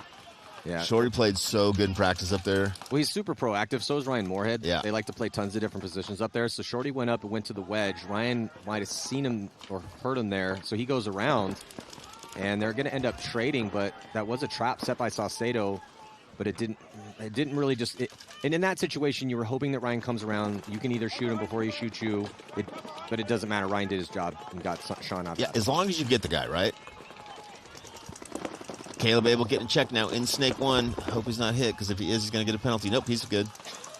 And Caleb likes that Snake 1 inside because it's such a good control position. You can shut down the middle of this field. You can shut down the gap between the 4 and 5 Doritos. The only thing you're vulnerable from is obviously the Snake down the line. And he's got Kelly in front of him. Kelly and Snake 1 looking inside. He's got Tyler Harmon inside of him. Well, two bodies. Oh. Yeah. I think Tyler Harmon was fixing his gun and didn't see Frank make that move into the 50 Dorito over there. Frank's got a little help with Clint out behind him.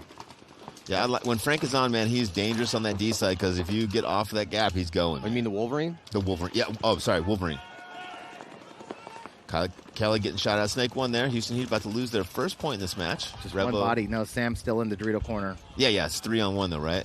Oh, 2-on-1 as Clint Moore gets shot sloppy over the top there, filling from Dorito 1 to Dorito 2. Caleb Abel and Frank Anson Tommaso against Sam Monville. Sam Monville in the Dorito corner for Heat. Frank putting a lot of pressure on him from their Dorito 4. Now moving inside. Man, I love... Oh, Frank gets caught 1-on-1. I was going to say, I love Clint, but that's a tough death because now you go into 2-1, and then Frank gets shot, and now it goes into a 1-on-1 after Sam Monville was in a 1-on-3. And Revo needed to win this point, right? Down by 2. Have to win this point. Yeah. 3-on-1, so you're like, hey, we've already won the point. I'm sure Coach Mike Jeffrey is wanting to take his clipboard and slam it against his forehead. He's now writing a book based on this point, I assure you. I like to slam it against somebody else's. Yeah, no kidding. It's way more productive. And Caleb Abel's just trying to find where Sam is, and Sam's just trying to find where Cable. Yeah. Well, and this is with Sam's by his buzzer. He's he's guarding the flag. He's in a big Dorito, and so this is up to Caleb. Caleb is going to have to force the engagement. Well, and Caleb's got to be cautious because they just watched 2 of his friends die from that guy, right? Caleb almost got the drop on Sam, but Sam dodged that stream.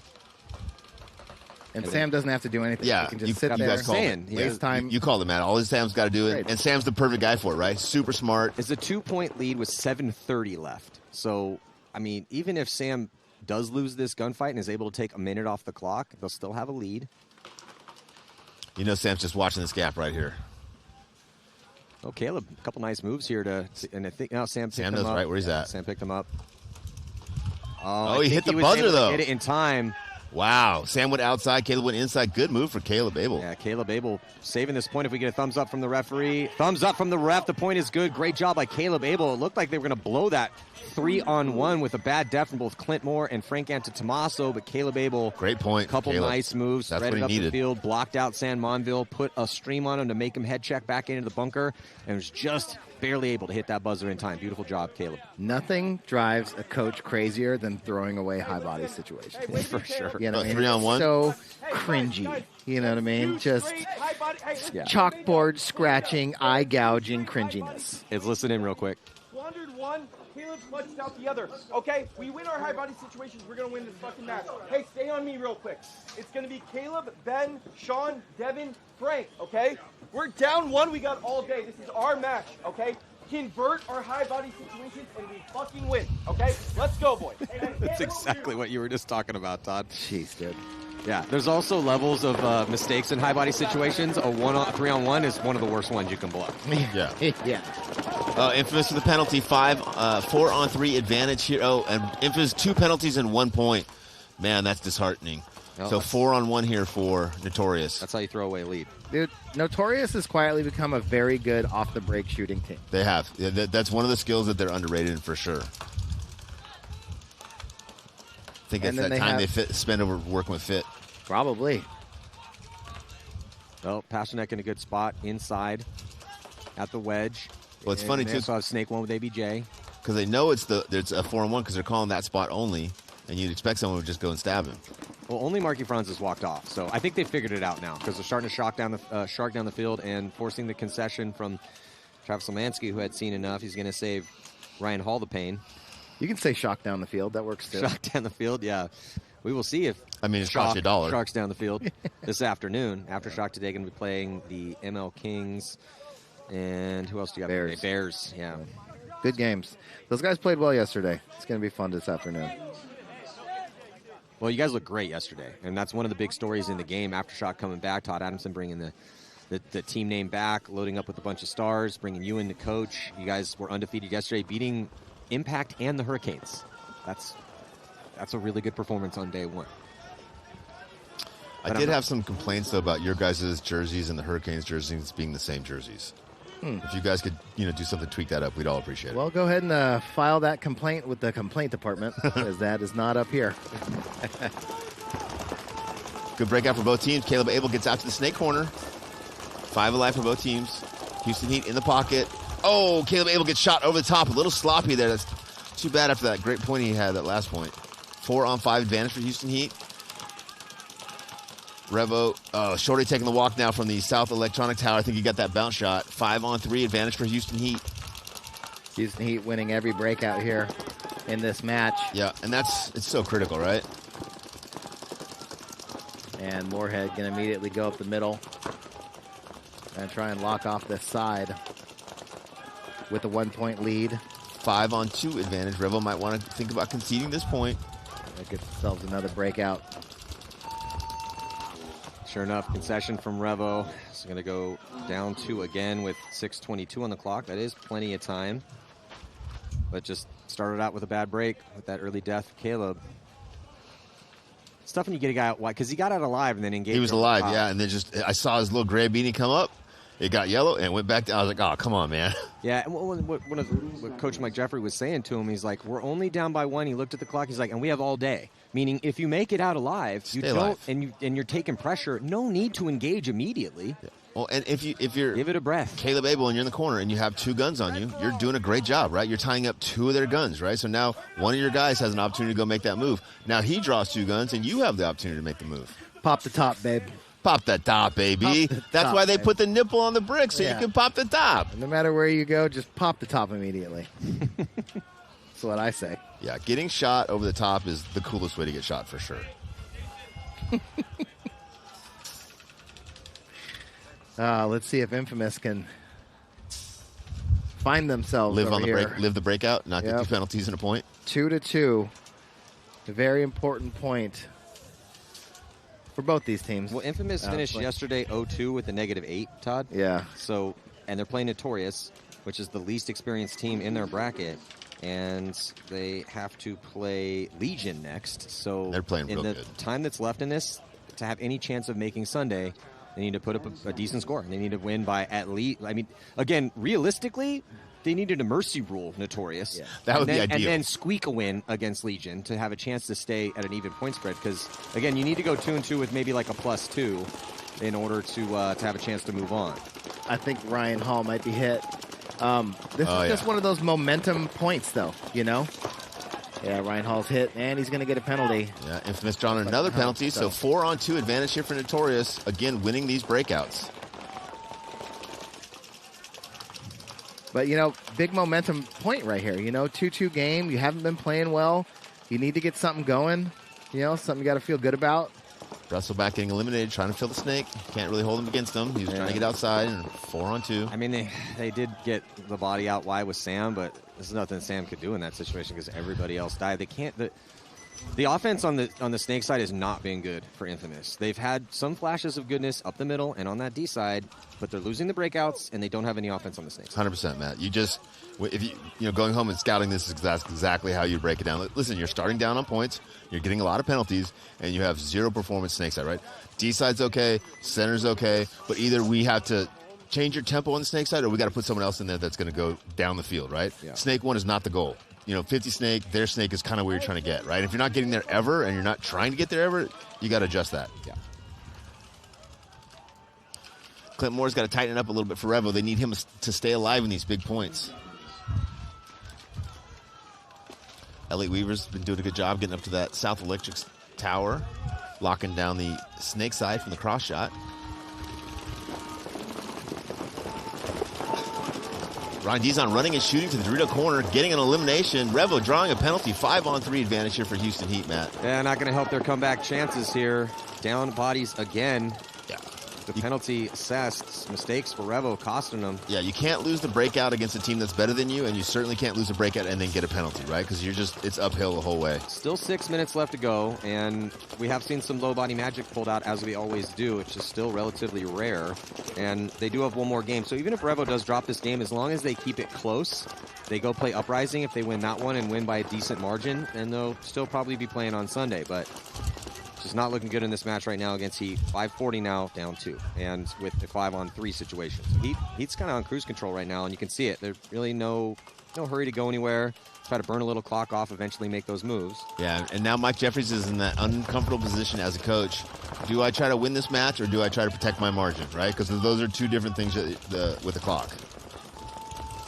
You're either going to try to take as much time as you can, make these points last as long as you can so you can protect your margin, or you're going to try to make these points quick so you can try to get back in this match. I think he still wants to win it because he just conceded it. Well, kind of had to. I mean, at that point, he was looking very dire. Well, it definitely made a big lineup change there, right? We saw Bowen come over here on the snake side, come in for Abel. We saw Ethan Adams run out to that Dorito side, get shot on the break, get a penalty, playing for Frank. So either his guys needed a little bit of a break, or they're gassing up to come hard. Yeah, maybe they're just going to come hard the next 2 or 3 points. Yeah, but you definitely don't want to give that one up. The penalty kills you every time. But it's like same lineup for Infamous. There's a lot of time left in that game. So over 5 minutes left. Notorious won that momentum point. Now up 3-2 over Infamous. Let's see. Silberg over there going with Schrader out to the Dorito side. Hall and Rudolph doubled up in the back center. ABJ's been doing such a good job of getting in the snake for Notorious. He's been there every single point, right? He's one of those up-and-coming guys that's very fun to watch, and I can't wait to see what happens with his career because he's getting really good. And it's kind of, I love your favorite expression, too, like where he starts in the bunker, right? Like, let's let him start in there, right? He's going to get in there anyway. I'm trying to think if I've seen ABJ get shot off the break at all this weekend. Can't remember one. The thing about ABJ is that he's very self-aware. He knows what his strengths are, he knows what his weaknesses are, and goes and works on his weaknesses, right? He's going to crawl up in the snake, too.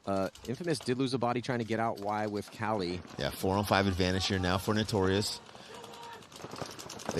Notorious called the kill 1, so they know it's a 5-on-4 advantage. They know that they just need to not make a mistake. Ryan Hall moving back and forth from the can to the center, from the center to the can. And Brusselback just went into the snake 1 from that back corner. And they've got that D-side wing. Hall's going to move over to help Brusselback. Brusselback chilling in snake 1. ABJ is totally focused down the sideline, waiting for Brusselback to engage with him. Yeah, and Notorious has to just sit here, lock everything up, and try to force Infamous to make a mistake, right? Infamous is down a body, down some points, have to kind of push up a little bit, and Notorious is going to try to catch them doing that. Good comms from both teams. ABJ is looking to go forward a little bit here. I like that, right? You don't want to push down crazy, but you also want to constantly be applying a pressure. And the farther you go down the field, the more pressure you can apply. Our running referee coming to check out a player for Infamous in that D3 spot. Looks like he's good to go. So, yeah, Infamous with some good penetration on that D side. And they've had good penetration over there a few points before. They've had good penetration up the middle. They just need Brusselback to get going here. But ABJ's been in front of them every single game. Like Nate Schrader getting a spin, and he's in that middle looking for it, trying to put a little bit of pressure on ABJ, who's at that 50-yard line. Here comes the move from Pasternak, and he bunkers out Nate Schrader. ABJ gets on his feet, wrapping around. Got to worry about Brusselback. Brusselback shooting inside still. Looks like they're going to be losing Silberg for Infamous. Hall with a desperation run out wide. ABJ tries to pick him up. Not able to put a ball on him before he got out there, though. So they still have the field spread for Infamous, but 4-on-2, Matty? Yeah, Notorious on the attack. ABJ is going to run the highway, comes through and stitches up. Brusselback stays alive. Was to clear out that back corner bunker. Looks like Hall got shot right before that. Archie Barnes Jr. pumped up right now as they're going to take a 2-point lead with 7:30 to go. Oh, buddy. Right there. Archie Barnes is feeling it right now, Matty. I'll tell you what. As soon as he saw that body die on the far side. Well, I love that they understood where they're at in the point, right? Hey, we're up a point. We're up on position. As soon as I find out where the guy in the middle is, I'm going to go drop the hammer. As soon as I find out where the guy in the snake is, I'm going to go drop the hammer because that gives us the best chance. We're not going to play a long, slow point against people that might be better than us. We're going to go drop the hammer, get them off the field. Just do the math. In the pits with Notorious right now.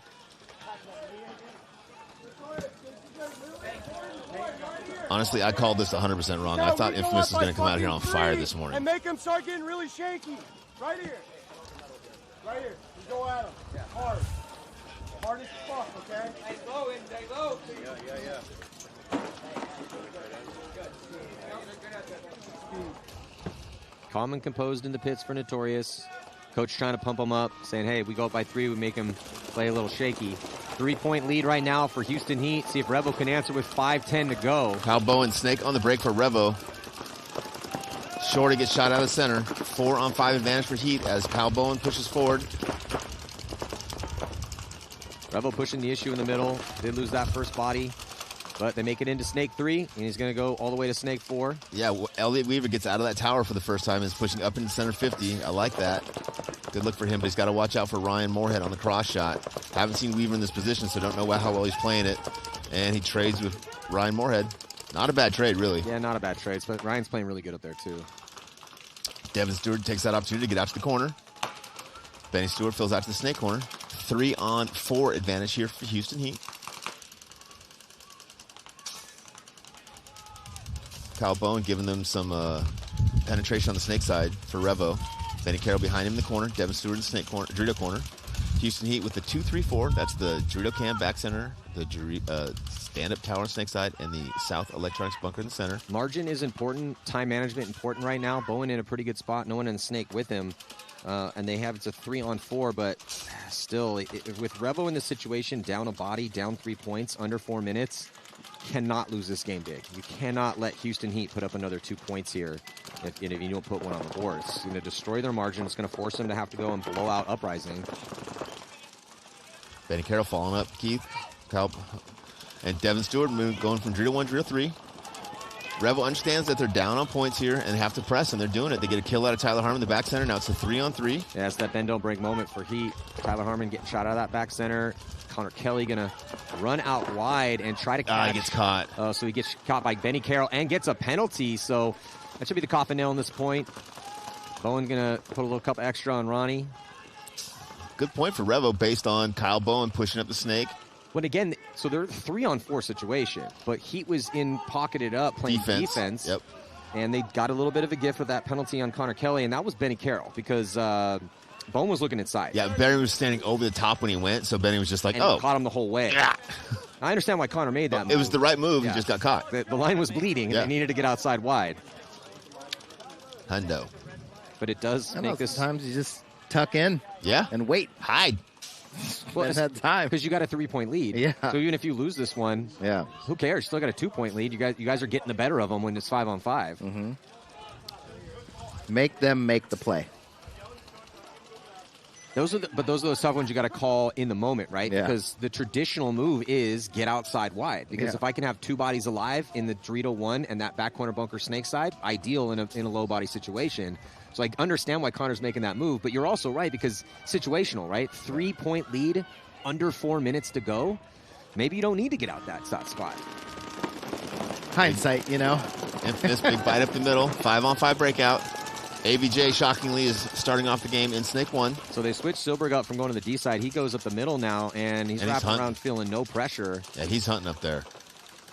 I love when those guys have to go up there and play proactive, Yeah, 100%. He's already repositioned. He was on the D side, over the top, wrapping and putting pressure. Now he's back in the Hertz bunker. Brusselback getting to Snake 1. And Brusselback's done a pretty good job of getting to Snake 1. He just hasn't done much of a job of developing it past there, right? He's made that first move.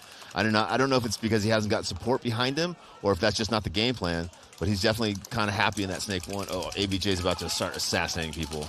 Oh, Ryan Hall better be lucky he didn't get a penalty there. Oof. That was actually Johnson in the snake for Notorious getting spin here. Yeah, I guess, right? Yeah. Why not? Give ABJ a little rest, and he does just as well. Yeah, get him up in there. There comes Carter.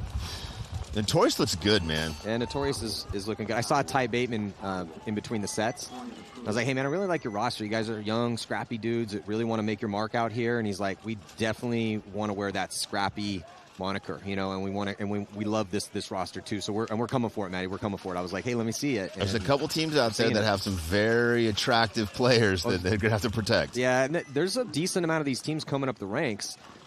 Where when we get to the offseason, I'm sure some of these conversations may already starting to be happening where they're going to have to protect those players. If you're not having those conversations now, you're losing those guys, right? Because I guarantee you guys like Joey Blute are having those conversations. Look at you pirates over here. Why can't you just let them be? You guys I didn't say here. Me. I didn't say Matt. Dude. Not my job. I may advise people occasionally, but not my job. I mean, not you officially. You getting a cut, Rich? Dude, what's going on here? You know what I'm saying? What is it, the Telford Agency? Well, he's got to do it for New York Extreme. Somebody got to do it on that team. Yeah. Speaking of team needs bodies right now. Ugh. Yeah. So jumping in this next one here. And if you're joining us on social media, please head on over to gosports.com. Watch the best in the world throwdown here at the Lone Star Major. Body dropping right now from Houston Heat. Ronnie Dizon taking the walk from that drill side can. Caleb Abel all the way up at the 50 snake now for Revo, and that's what they need. They've got 3 or 4 guns now on Caleb Abel. That's taking so much pressure off the D side that Frank Anchitomaso should just be able to run down that side. Just a 2-point spread, man. Revo in position to attack. Houston Heat in defensible positions, but no one out on that D side, though. Farthest body is the South Electronics tower with Ryan Moorhead. Yeah, and those two, the bunker that Ryan and Tyler are in the middle gets so vulnerable as they penetrate both tapes. Those bunkers just get smaller and smaller. Shorty snuck into the Hertz bunker on Heat's side of the field. I don't know if he knows that Chad's in the snake or not. He's about to. Yeah, and Revo has about maybe 45 seconds a minute to play with. Almost never see Chad miss that shot. So Revo has a little bit of time to let this develop before they have to start going into these guns. And now that they found out where Shorty is, this is the time for the Frank Antetomasos of the world. Yes. Of the Dorito side. Oh, that could have been a penalty on Shorty right there. 100%. Benny Carroll looking smooth, coming through, chopping up this line. Still got a little bit of work to do. Dice is up. Monville, and maybe on a trade, doesn't need to stay alive there, is both Caleb Abel and Frank Antetomaso still on the field. We're in to hit that buzzer. Got ourselves a 1-point match, about 1:25. Nicely executed attack from Revo, and yeah, Heat just is, in those bend don't break moments, not able to capitalize on the last two. They had the right game plan, I mean, the right idea to go out there and box it up, but you can't do it from the center of this field, right? You've got to get outside. If they lose that first guy over there, they've either got to go up the gut or they got to try to get back outside, because if you're waiting in the white tower, the small bunker in the middle, or the can on the D side, you're just waiting to die. Yeah, and again, if you are joining us anywhere other than gosports.com, head on over to gosports.com and watch the best paintball in the world being played here in Texas. Had a lot of upsets yesterday. It's been pretty much nothing but really close games. Only a couple blowouts yesterday. Yeah. We only saw one Mercy Rule win all day out of 10 sets. The Red Legion game, right? Infamous Damage. Infamous Damage. Oh, Infamous Damage. Because the other one wasn't a Mercy Rule. It looked like Legion was going to Mercy Rule Notorious for a while. They kept getting in position. Yeah, but it ended up 9-4. So, I'm just going to ask this, generally speaking, open question, right? We know Infamous is talented. Drop one here on the break, shoot 2, 3-on-4 advantage for Infamous.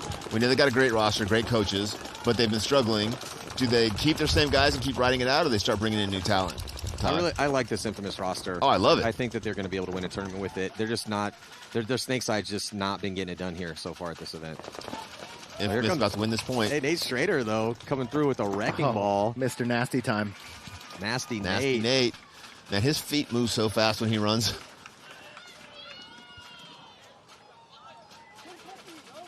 Well, they got some time, man. I mean, it's going to be a 2-point match again. Notorious can't let off that gas pedal here. No, for sure. And Notorious has to win these breakouts. They cannot go down on bodies on the break and try to beat Infamous. That's not going to work for them. Well, you can't fall asleep, right? Don't let Infamous wake up down 3 points, but there's still 5:45 on the clock, right? Now it's a 2-point game, right? You can't start playing defense. You got to do what got you there. It's not been working for Heat either. 2 fast points, and all of a sudden you're down. You know, it's a 2-point game. 0-0, and you only got 2 minutes left. I think you still have to go to war in that middle, man. Like, you can't send all 5 bodies, and if your opponents get 2 up in that middle, and you give them a good minute and a half to work with, and then the D side is makeable on these secondaries. Well, and the reason the center is so important is because if you lose either side, which is happening a lot, that now controls that side across the field, right? And you can never get back out there with that center presence.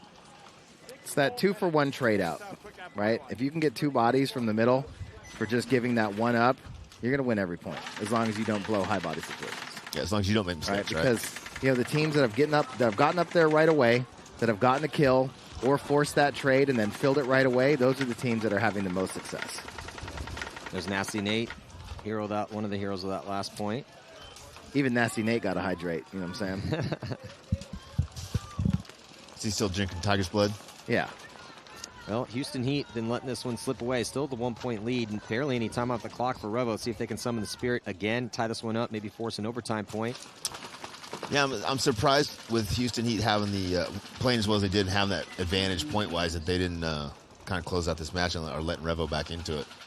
Well, they tried to play defense last point. I doubt they'll do that again. I'm sure Ryan Moorhead will get up there and get going right away. I would The hope difference so. has been in a lot of those early points was Houston Heat shooting a body on the break and getting that early kill. Penalties been killing Revo.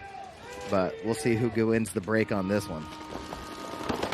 Ronnie Dizon running and gunning all the way out to D1. He makes it clean, and Revo going to be losing Frank Antetomaso, forcing Devin Stewart to get out of that white South Electronics tower and back to the can. Revo does get a body alive with Sean Salcedo to the Hertz brick at the 40-yard line. 5-on-4 advantage here for Houston Heat. Yeah, and see, this is the thing, right? Last time, You have 2 points in a row. Revo went to the snake on the break, I believe, with Bowen. Yep. This time they bring Caleb back in, and now Caleb's standing up in that tower again. Shorty is up in the middle. And he was looking D-side, right? Right, but there goes Ronnie Dizon, dying out of the corner on the Dorito side. That's a big kill. Yep, Yes. 4 on 4. Huge kill right now. But here's 2 bodies up the middle now for Revo. Only 40 seconds left to go. Revo, they have bodies in attacking position in that middle like we talked about. They got to get the body into the snake. Caleb's got to get going. They got to get Devin going on that D side as well, too. Now down to just 30 seconds. Cardinal sin of paintball is to be alive in your spot down by 1. Caleb able around the corner into snake 1. I'd like to see him press all the way down the field, never stop, just crawl, crawl, crawl. But he's going to go to snake 1 and 2 and look inside with like 20 seconds left. I don't understand. 15 seconds left to go. Getting down to it as they're going to be losing Benny Carroll. Here comes Sean Salcedo really putting the pressure, but Devin and Caleb got to launch. 6 seconds left to go. You cannot be alive in your spot when time expires, down by 1. No, and the cardinal sin is to be alive, and the second cardinal sin is to let your buddies go one at a time, right? As soon as you see the first guy go, you've got to go, right? You can't just watch him go. We talked about things that frustrate coaches. Losing high body situations frustrate coaches, and being alive when you're down by 1 in your spot with no risk at all, because at least give it a shot. Because if you run, maybe the guy misses maybe you hit him on the run, you have a chance. At least you have a chance, right? If you're down by 3, who cares? Whatever, Still, though, you're trying to do the right thing at the right time, right? So I still want those guys going, Maddie.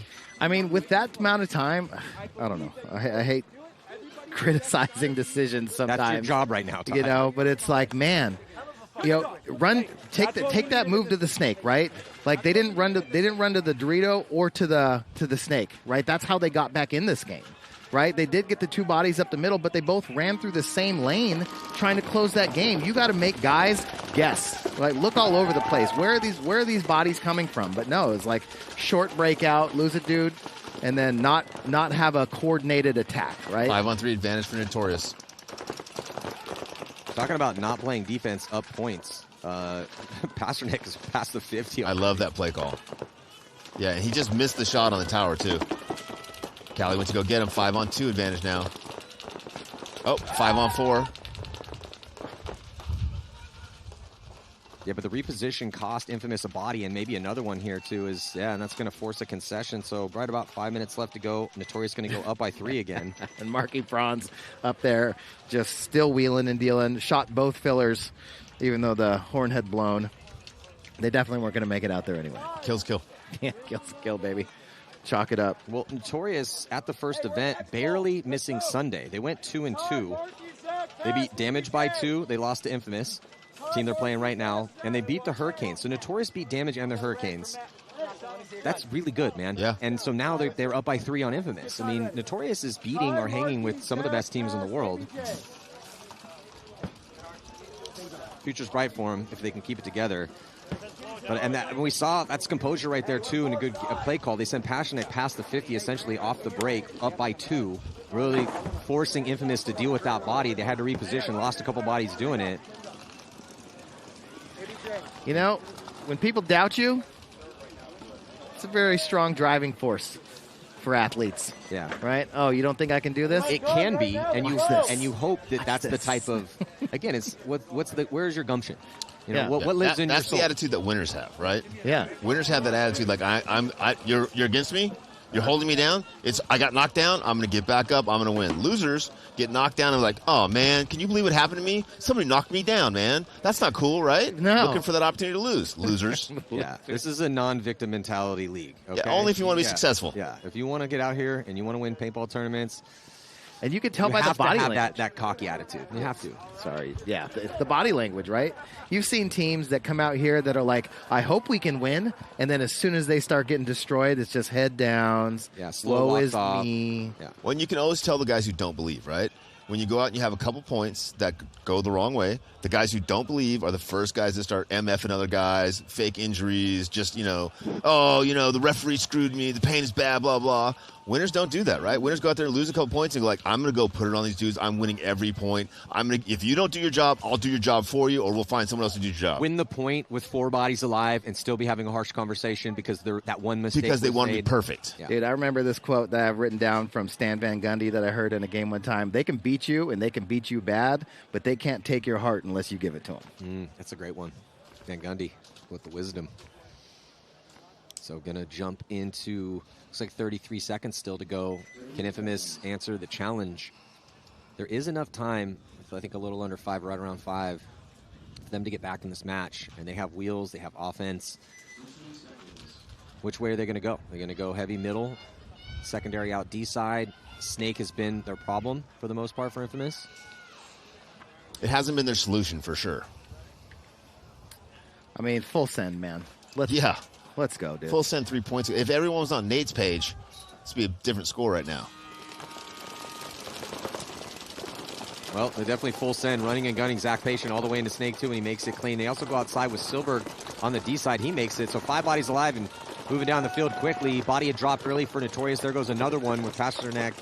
Again, trying to make that move to the mini wall. He made it clean, but got shot out of that spot. So Infamous is in really good position to try to win a fast point. Yeah, 5-on-3 advantage here for Infamous as they go into the Hertz bunker on Notorious side of the field. Oh, Infamous did lose their Snake player, and that's going to allow Notorious to clear right down that Snake. Oh, Ryan Hall fills in the Snake. He almost picks up ABJ, but ABJ is alive in the spot, but Ryan Hall's going to run through and trade out with them. That's a really good trade because the bulk of their attack was middle and D side. And that should do it here as Callie Rudolph going to run in, sprint, hit that buzzer to preserve as much time as possible. Looks like 4:21 on the clock and now down by 2 again. So that was a well-executed, perfect attack from Infamous. If ABJ looked in from Snake 4 there, he would have had 2 easy kills. And what's I think that's 2 points in a minute and 30 seconds. Right? I think there's like 4:15 on the clock. Yeah, Infamous is like don't sleep on certainly Infamous, capable. right? Like Infamous has been in this situation before, right? They tried to send Nate one body, then they said, you know what, we're just going to send everybody. Let's go. Let's go. Like running and gunning. Well, like, you asked for a full send. That was a full send. Oh, you've got mail. Well, and the Russian Legion kind of showed us yesterday that if you got to go on this field, you can go, right? If you press all 3, and even if you lose a couple of bodies, but you get to all the key positions, you can still win those points down on bodies as long as you have the position. I mean, you can always go. You can always go. Let's go. You always have that choice, right? And you might as well go. I mean, that's basically what the Russians are doing every point. So, Pretty much. Yeah, so if you just joined us, Infamous had a real rough day yesterday as they got beat up by Damage and then lost to Diesel by, I believe, 2, so sitting at a -8. They needed to have a big win against Notorious as Infamous has to play Legion next, and Legion looked really dialed yesterday morning. So it's just an uphill climb for Infamous, and we thought with how they had looked in practice and this roster they kept together in the chaotic offseason that they were going to be a powerhouse potentially this year. Did pretty good in Vegas. But if they can find a way to beat Notorious and then somehow blow out Legion, which is going to be hard, maybe they can move on to Sunday. But the chances are slim because Notorious still has a 2-point lead. And as we've been talking about, man, Notorious is that's the young roster, hungry. see what Travis Lemansky got in the bag right now. Mad scientist with a clipboard.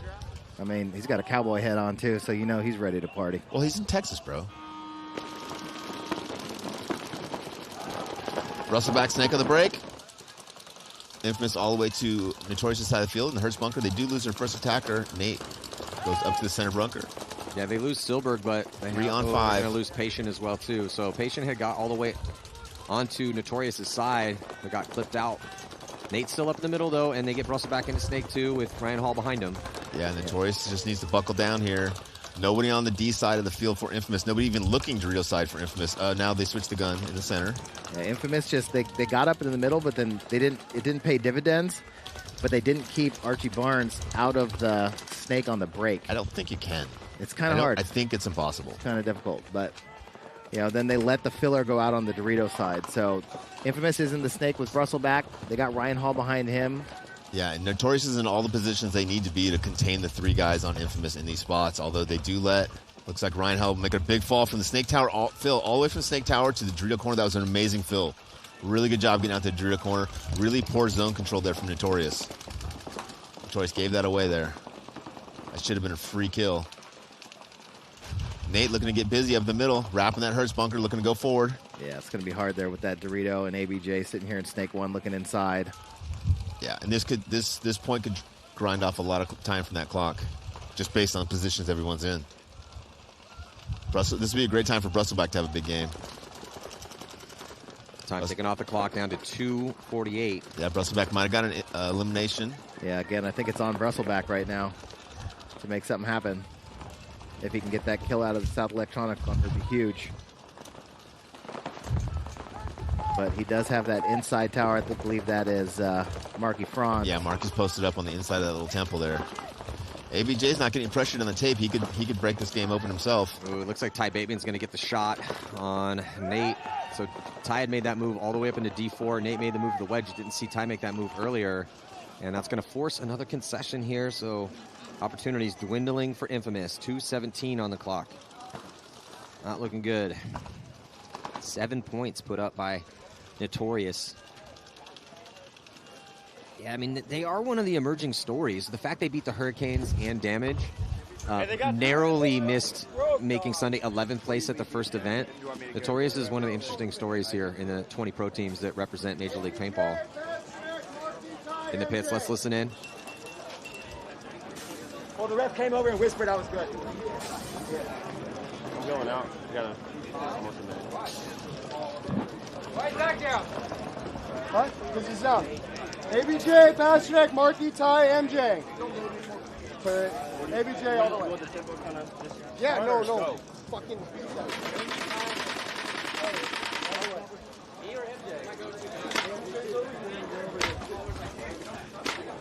Marky, you're in the home. Or Snakeway, then go up there. Ty's our field. Hey, Zach, empty the hopper. No, you're down. Oh, I'm down. Damn, I thought I was it. I got excited. I thought I was it. Sorry. That's fine. I need to Hey, I can call it timeout. You're in the Delta. We're far side, boys. 40 seconds.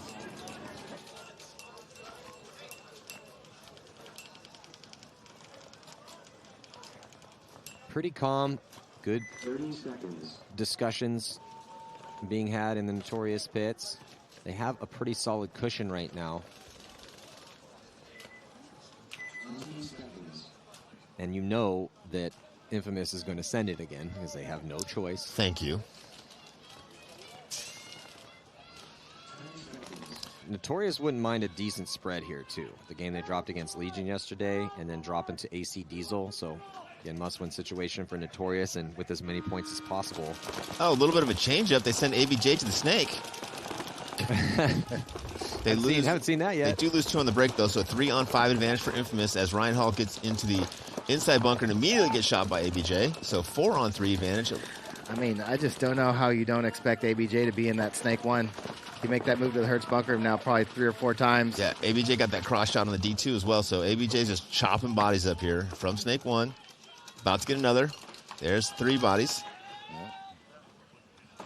Yeah, so newsflash, if you're playing against Notorious, ABJ is probably going to be in the Snake. And if you're going through the center of the field, you might want to check that gap off.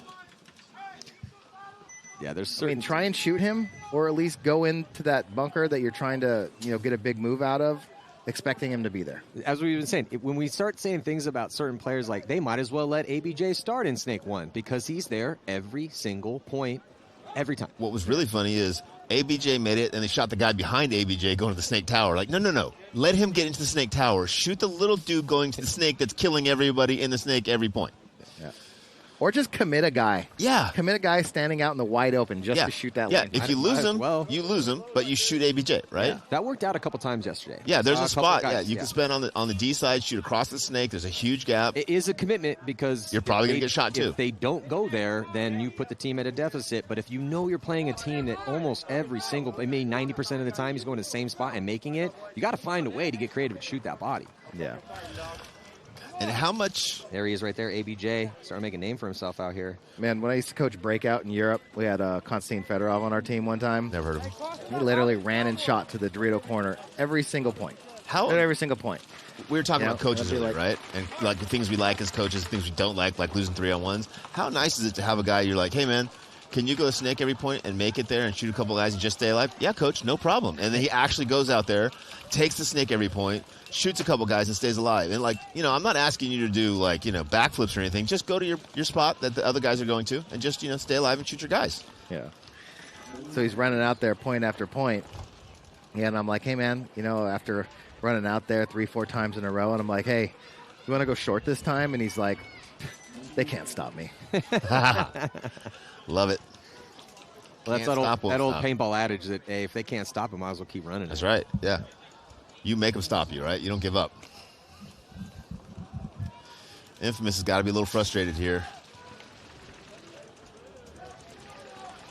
Yeah, this is a tough tournament for Infamous. They get Snake and Dorito Corner on the break, so good breakout for Infamous. 5-on-5. Dorito 3 for Infamous.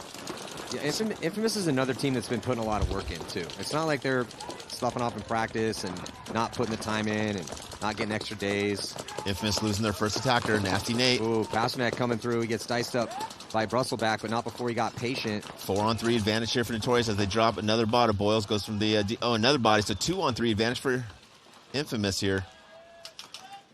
Hey, Brustleback's up in the Snake 4 now. So they spin Johnson this time. He's in Snake 1 as the last player left alive. As we hit the minute mark.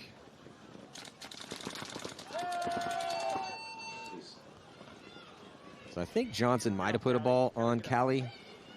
Or maybe he missed it. It was tough to tell. It's kind of bang, bang. Yeah, I feel like he missed him. Otherwise, Callie wouldn't hit the button. Well, Callie was already... He was already half dive, already with the momentum. There's no way he's stopping that momentum. Did we see the thumbs up from the ref? Yeah. Okay. This is up there with that Legion Notorious. So Notorious, both games that scoring a ton of points out here. It was their game against Legion. That was in a loss. Now going to be in a win.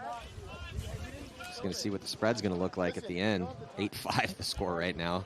It's crazy. We saw a 1-2 game. Yeah, lots of upsets earlier, and yeah, people betting on the underdogs probably doing pretty well right now.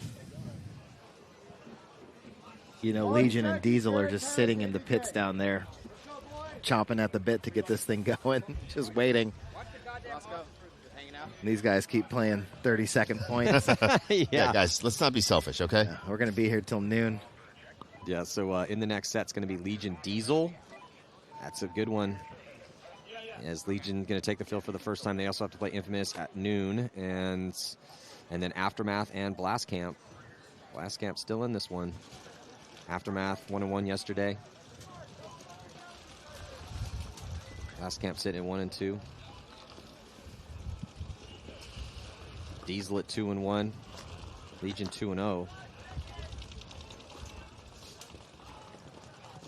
Callie Rudolph walking on the field right now. It's Brian All. Play point number 35. Man. These long matches are wild.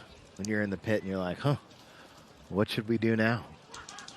Yeah, we've already gone through all of our plays twice. Did we just start over again, or did we come up with new plays? We went through the whole book. Anyone got any ideas? Yeah.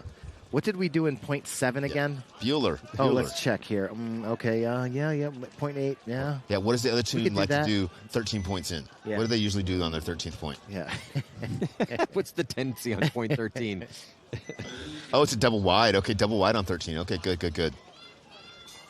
So typically, a trend goes a certain way. Phil's going to play fast, Phil's going to play slow. We don't typically have a layout where you're going to see 15 points played in one game and 3 in another. No. But it's not the layout, right? It's the teams, right? When you have two really good teams in position. And situations. Yeah. Because you got to play it as it lies. So if you get in a situation where it's 4-on-4 and everyone's in spots, well, that's probably going to be a longer point. All right, jumping into maybe what could be the last point. 52 seconds left. Huh. ABJ and the Snake again. That's kind of weird. Oh, and ABJ chopping up guys in the middle.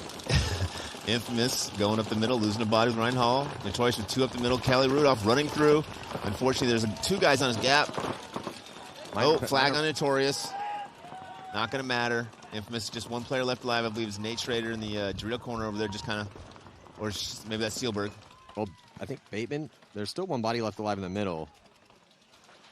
For Notorious. Oh, no, and ABJ. ABJ's got 2. 2 on 1. Or, Notorious has 2 bodies left alive.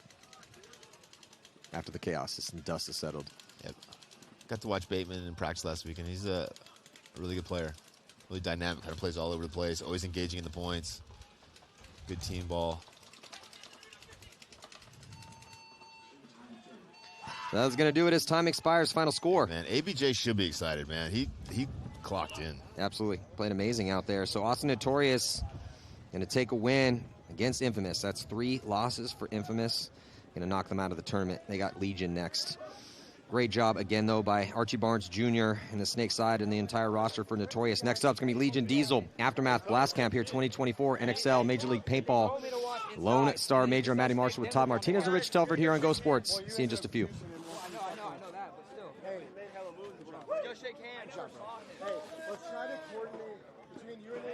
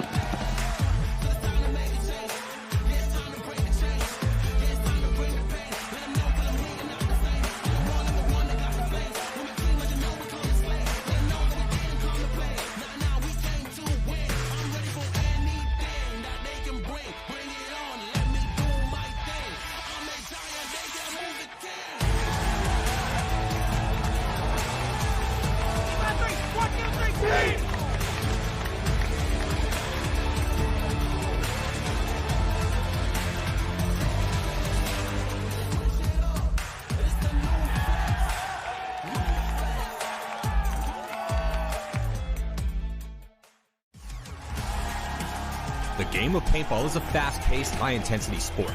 But at its heart, the concept is simple. Shoot your opponents before you get shot, and then march down the field to victory. In the Major League Paintball Pro format, each team fields 5 players at a time. They have a buzzer on their side to protect. Hit the opponent's buzzer, win the point.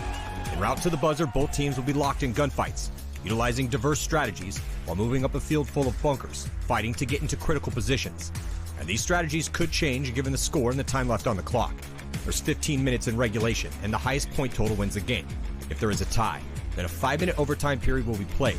This is chess with guns, with no quarter given and no quarter requested. Welcome to Major League Paintball.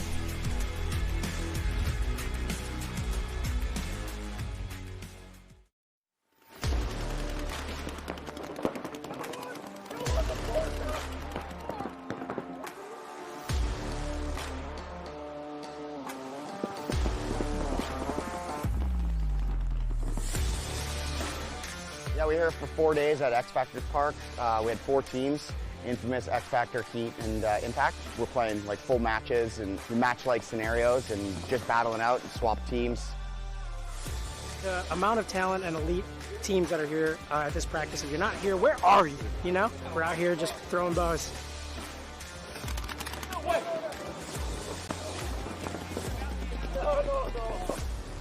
It honestly is probably one of the most elite practices we could actually put together in this season. So we have the opportunity, we're graced with it for Alex Martinez to host everything. It's going great so far, very, very competitive practice. We just lost the 4-2.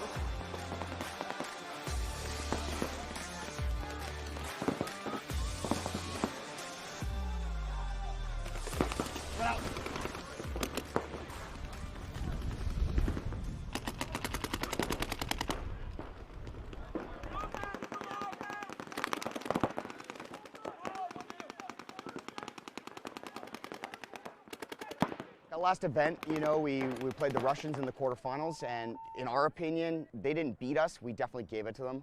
We were up in all those points or up in positions, and we felt like we made some mistakes. So we're just trying to clear those up and play a little tighter and a little better as our team, not make those mistakes, and obviously we're getting more prepared for this event. So you know how to line yourself up? You take like you go 3 steps back and then 1 over. This is your technique. I have a different soccer technique. It's every football player. Yeah. Like, even the soccer Football player. and soccer is a different. But even the soccer player.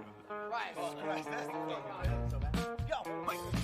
Oh, good step.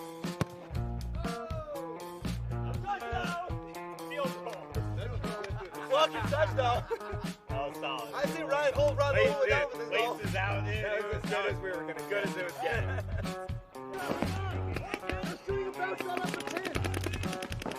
I was looking at breakouts, and on breakouts, to me, guys, Get out of here. Ouais, ça va. On a fait 7 matchs de 8 minutes. I'm talking to the Tauntauns. They play the same layout in Europe, so they just had to practice and we try to share the informations. Very traditional, very old school X-ball style where you're really just winning gun battles and making quick moves and getting in the snake and going to work. So I'm really excited for the tournament. I think it's going to be great. If anybody else wants to coach for X Factor, we got an opening. The camera's all wet. You get it.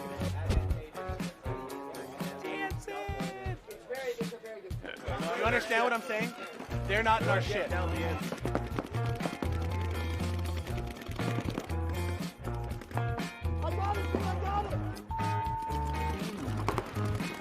Because I went to the douche, shot the one. No. I stood up. He was going slow. He was running and shooting. Yeah, he was running and Stuck walking to it. And I feel like I bounced him.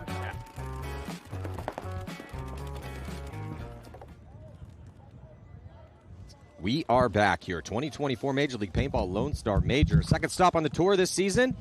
Next up in this set, it's going to be Legion taking on AC Diesel. Legion sitting undefeated. Had some good wins yesterday, and then Diesel losing to Damage. They went undefeated yesterday, but lost the Damage in their first very close game.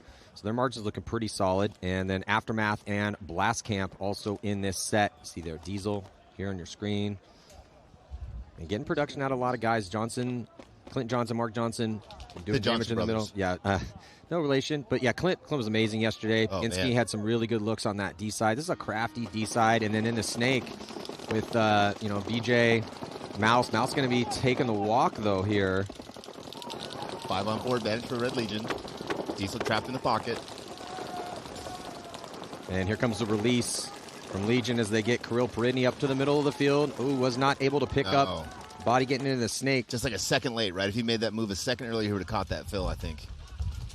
Malloy getting in the snake for the Red Legion. J-Rab filling in behind him in that snake tower. Yeah, Malloy's been relentless here in the snake for him, and Kirill doing such a good job off that middle. The starting five is ridiculous. Karslev, Sergey, and Justin Rabakov. Rabakov won a 1-on-4, 1-on-3 yesterday. It was ridiculous. Diesel fills the corner as Sergey's eliminated from the center of the field. 4-on-4. Body coming over to help out player in the snake for AC. Cody Mikowski. Yeah, good fill from Cody. Gets out of the back center, gets in the snake tower. Helps support Clint Johnson over there. Baginski launched on that D side. He's alive. Like to see Kirill reposition there in the center. They know where he's at. One body advantage for Legion and better field position, though Baginski is all the way up into D3. But Malloy already passed the 50 in the snake. Kirill is at that 50-yard line wedge in the middle. Sorry, 4-on-4 situation because Sergey dropped. Yep. Was an advantage earlier, but then when Sergey dropped, equalized it out. So from that position that Malloy's at, doesn't really have the crossfield shot on D3. So good job of Baginski to get out of that treacherous spot, move up the field a bit. Yeah, Diesel's got a player in that white tower, Matt, but he's living so far on the D side we can't even see him. Yeah, Karslev is alive, but he's still kind of stuck in D1. Yeah, and he's doing what most people don't do in that situation is once you get found there, most people are repositioning to a different angle, but he's just doubling down on that spot, just super confident in his gunfight that if Clint Johnson comes up, he's going to have the advantage.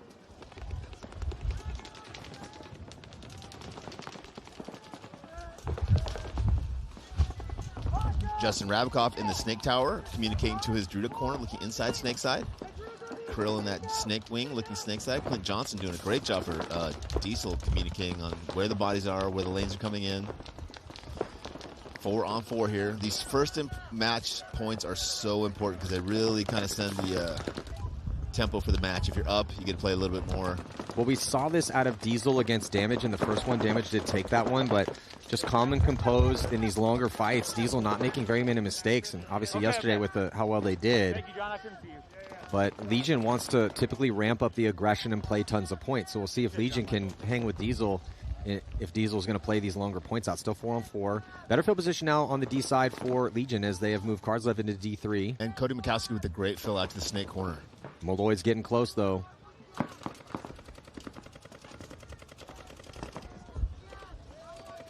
Malloy now on Diesel's side of the field in their snake, shooting cross field. Clint Johnson here's his gun. He's trying to figure out where Malloy's at, what he can do, but Carson's... Oh, Diesel dropping that attacker, Baginski from the Dorito side, Matt. And Malloy's releasing Snake side. Oh, he doesn't get him. Get out! Get out! Oh. Malloy drawing a major there? Huh. Red Legion going to drop 2 players here. I think this is going to end up being a one-on-one off the penalty. Yeah, one-on-one here, Maddie, with Kyle Mikowski attacking the corner. Yeah, this Cody is Mikowski. Cody Mikowski's played a lot of these. Karslev typically not alive when it goes down to a one-on-one because he's their bowling ball. Oh, and he almost catches Karslev sleeping, so Cody going to go gun dominant. It's a big man in the snake. Cody, one of the better gunfighters in the league, though. Yeah, Cody's a one-on-one champ. We had the ultimate shootout, and he won that tournament, so I've seen him thrive in one-on-ones not too long ago. And this point was going all Russians until that penalty. Yeah, I don't know if that penalty was warranted there. Yeah, it didn't look like it to me for sure. Looked like bang, bang. And Malloy's not usually one of those guys who continues playing on after he gets shot. Karslev with a big bite, but that's going to allow Cody to just coast in. So Cody winning this one-on-one battle here, a little too crafty. Cody Mikowski going to put this first point on the board, but Rich, like you were saying, that penalty just crushed the Russians. And great game from Cody Mikowski, right? He started that point in the back center, transitioned to the tower, transitioned to the corner, was alive, understood where the bodies were, pushed down and then got the key kill. It's really good for Diesel's future because they did struggle last year, struggled at the first event. Obviously, superstar roster, but they're playing longer points. They're not making many mistakes. They have offensive punch when they need it. They're winning these close moments. They're taking advantage of certain situations. So penalty comes up. Okay, Cody takes advantage. So it's just things are really starting to go Diesel's way. Yeah, I know they dropped that game against Damage, but that was still a 1-point loss against one of the best teams in the world. Yep. So things are definitely trending well for Diesel. Yeah, they just got to keep it together, not be too hard on themselves, right? I think that's the biggest problem. Is they're so critical of themselves that they just just relax, play paintball. You're good at paintball, right? It's going to work out. I am really excited to see this game here. Yeah, this is the kind of 2 up-and-coming teams, right? Aftermath and Blast Camp. Both young, both play every weekend. Both have a lot of upsides. 5 life for both teams. Both teams in the pocket. No one in the Snake, no one in the Doritos. Yeah, Aftermath has really emerged as a top team, top 4 at the last event, playing a ton of paintball. Blast Camp also playing a ton of paintball. Blast Camp looked really good in that first one, Todd. Yeah, I mean, this morning, Blast Camp needed to come out here and have a good game. What was the final score of that one that they had against Uprising? 7-4. 7-4. Yeah, but that was a hard-fought game for them, right? But I think that game gave them some confidence. Aftermath with the way that they played yesterday and then losing that heartbreaker, I think this is going to be a very exciting game here. I think Blast Camp has a little bit of momentum, and Aftermath has something to prove right now. Yeah. Castro gets his first kill inside. And here comes the reposition. Oh, and they're going to get that kill inside. Castro gets that kill inside. Still a body in the middle, and a body just dipped into the Snake here for Blast Camp. But Castro's way on their side of the field, putting a lot of pressure on them. They're trying to get creative to shoot him, and they do. That's a great job by, I believe, Soap in the middle. Oh, and they're going to get the Snake out the kill inside, too. Now 3-on-3, 5-on-3 to a 3-on-3, Matt, off of that. Huge play off Soap in the middle. And La Papa here, now coming into Snake 2 for Blast Camp. 3 bodies left alive. They got Gladstone in the Dorito side can. He's looking over towards Snake side. Yeah. He's going to switch over. Cody Chong here in the Snake corner. La Papa looking to make a move. He's got Soap in the middle with him. Soap and La Papa just outplayed Castro and Trujillo. Yeah, like big brother, little brother stuff. Aftermath doing a good job of pushing up that D side now, though. So La Papa in the Snake controls it. No one in there with him. And if you did not watch games yesterday, unfamiliar with this layout, that back corner is inset. It's what we call soft corner. You cannot control the forward movement from that back corner. He's going to go to the tower here for Aftermath. So La Papa in there. Oh, and La Papa getting clipped. Yeah, that's a bad death there from La Papa. You need to stay alive there. Soap still on the hunt. Let's see if Gladstone recognizes where Soap is. Soap's getting a little bit loose over there. Wow. Oh, how did he do that? He went and stitched up Grayson, staying alive on that side. Soap is getting really good, man. Soap is super fun to watch play. He's really good at paintball. If he just got another one. He's about to get... Oh, and he gets lucky and doesn't get caught there. Man, Blast Camp is taking every opportunity here, right? Every time they go down a body, they get right back in this match off the play of La Papa and Soap. Cody Chong. Now. Yeah, Cody in a bad situation here. Yeah. Caught between 2 bodies. Oof. Hey, Soap deserves to skip in there and hit that buzzer, man. Good point. He got those first 2 easy early kills, right? Yeah. And then pushes into their side of the field, down on bodies, gets another 2 key kills. I don't know what they're paying that guy, Todd, but it's not enough. They pay him in dirty dishes, Rich. And hey, the hot dogs there are pretty good, too. They got some nachos. Amazing.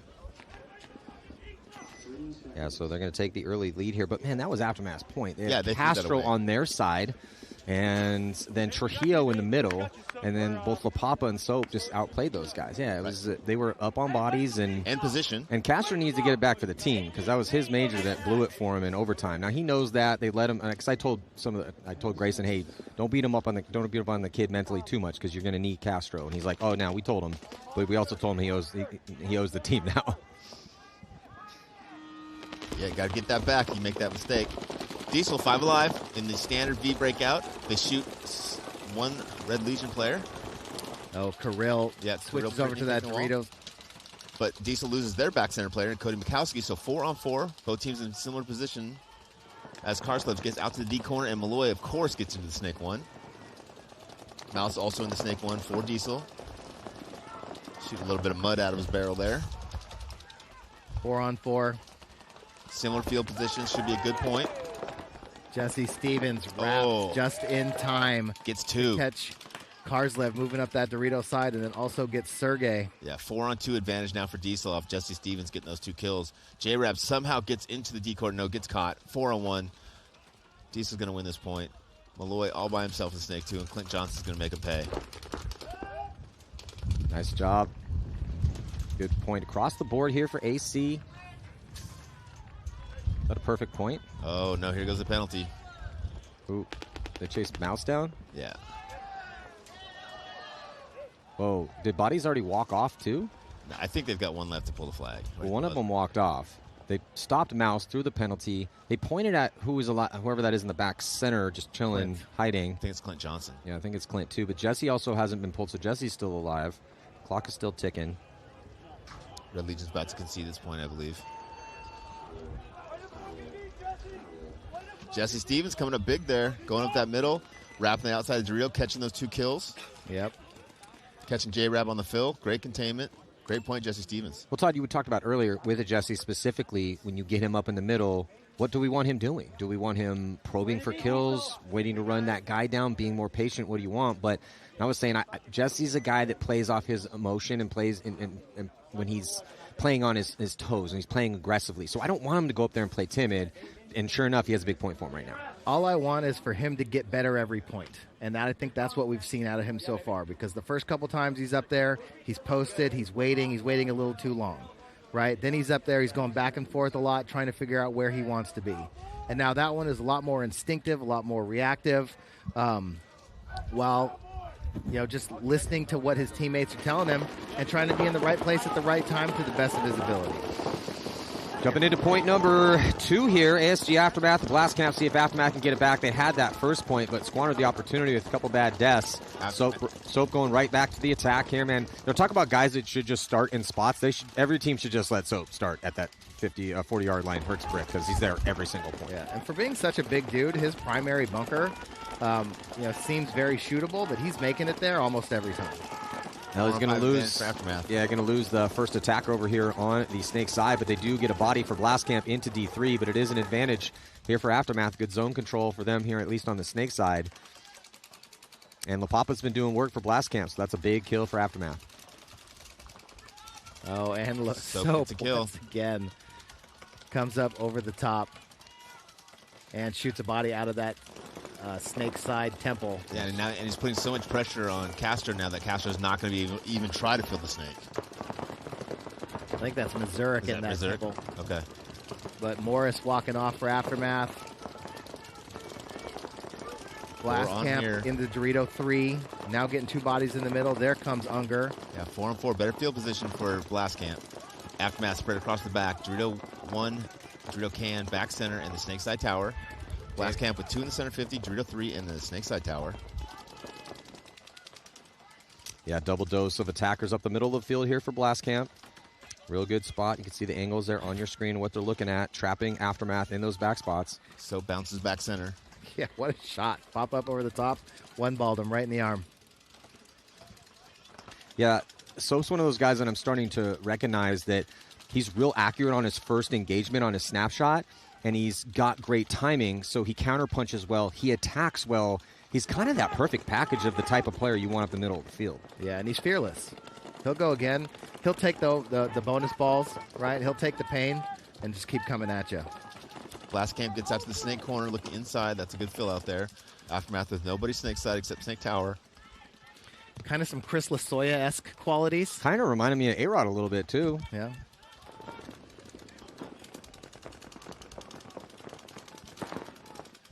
Unger's wilding out over there in the Dorito side wedge.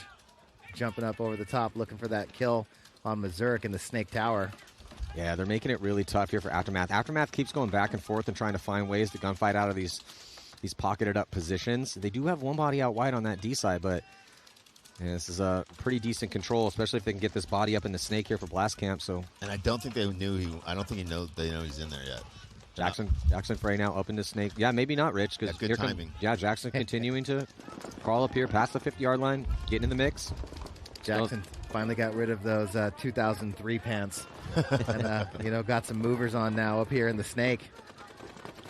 Looking on the inside, that kill out of back center. Body coming out of that back center for Aftermath. 4-on-3 advantage now for Blastcamp. 4-on-2 advantage now, Blastcamp. 4-on-1 advantage, Blastcamp.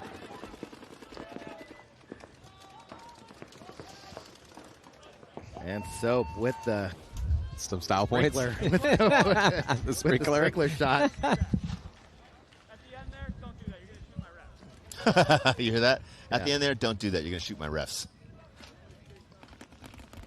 I mean, was the guy alive? I'd be like, hey, can I get a benefit of the doubt? Like, let me shoot the ref maybe once or twice first before, No, just going to warn me like that? Okay. Yeah.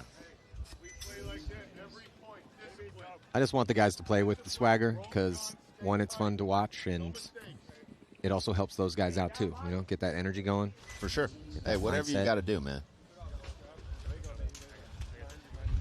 So Aftermath, no answer so far yet, as Blastcamp did warm up in a win against Uprising, playing a ton of points too. So talk about getting a big warm-up. Played a lot of points in that one. Yeah. A lot of looks, right? Well, Russian Legion's got Diesel right where they want him.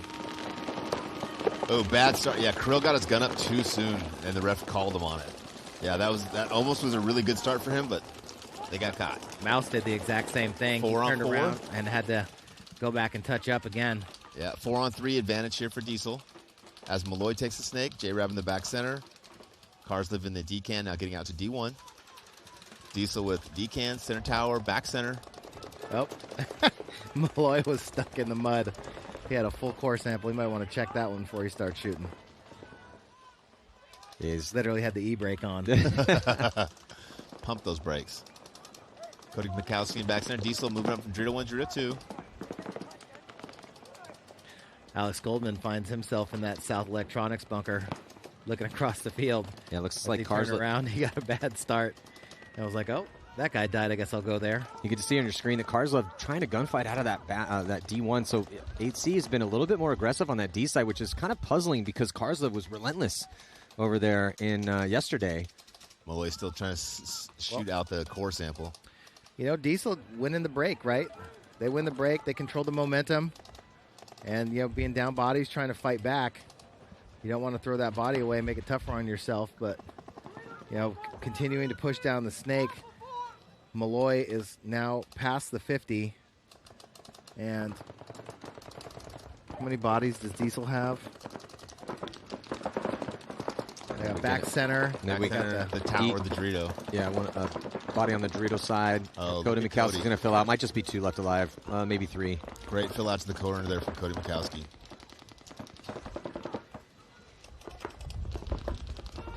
Oh, Malloy's hunting for it. Doesn't know. I mean, he probably knows that Cody's out there. Maybe not. He's shooting at Mouse right now as he goes forward. He's tucked in, though. He shot Mouse. J-Rab was yelling the 5 from Malloy, letting him know the corner was hot. Cody Mikowski tries to launch a trade out with Malloy, and he does. And then Mouse had come off from that nice inside the shot, so it's still one body left alive. Not any longer, though, for Diesel, as Baginski was the last player left alive, so it was a 2-on-1. That was kind of a crazy point. Yeah, it was. But then this is what Legion needed, though. And a little bit of a longer point, too. So a little under 7 to play. 1-2 will be the score. J.R. hitting that buzzer, putting Legion on the board finally. Diesel doing a good job of getting Kirill off the field early. I know he did leave early that last one right there, but Kirill's the guy that starts the offense for those guys, right? He's picking his spot on the box. He's either launching up to one of the wings in that center structure, making people look at him, really committing to the side that he wants to go, and then Malloy and Karslev doing a good job of filling out behind him. It just seems that yesterday Karslev was a little quicker to go on the D side than it is today. He went on the break a lot more yesterday. And taking some big bites. But maybe, Legion just trying to throw a little bit of curveballs out there, make them less scoutable, because if they keep running Karslev, eventually guys are going to find a way to shoot that angle. Well, and if he's able to secondary out there, right, why not keep him alive on the break and not having to run through that gap?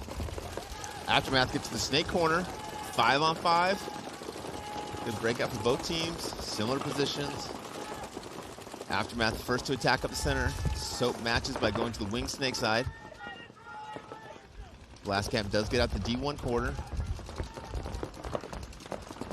Love it. Love this matchup of these two young up-and-coming teams here. Very similar in their development, right?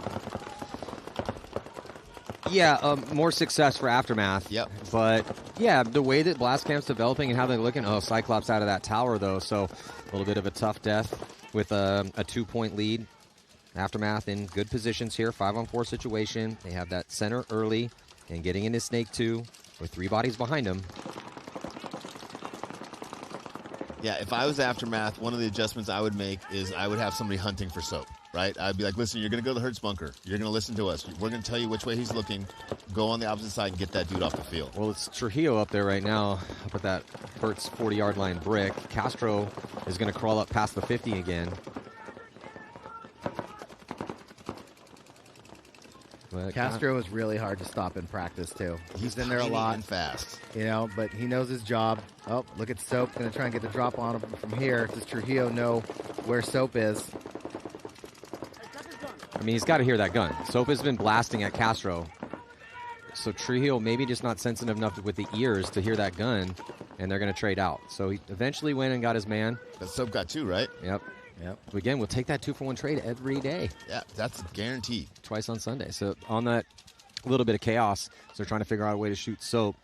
Blast Camp able to get a body out wide here, Snake side. They still have that South Electronics bunker, and then also still with D3. So it's a 3-on-3 situation in what was a 5-on-4 situation.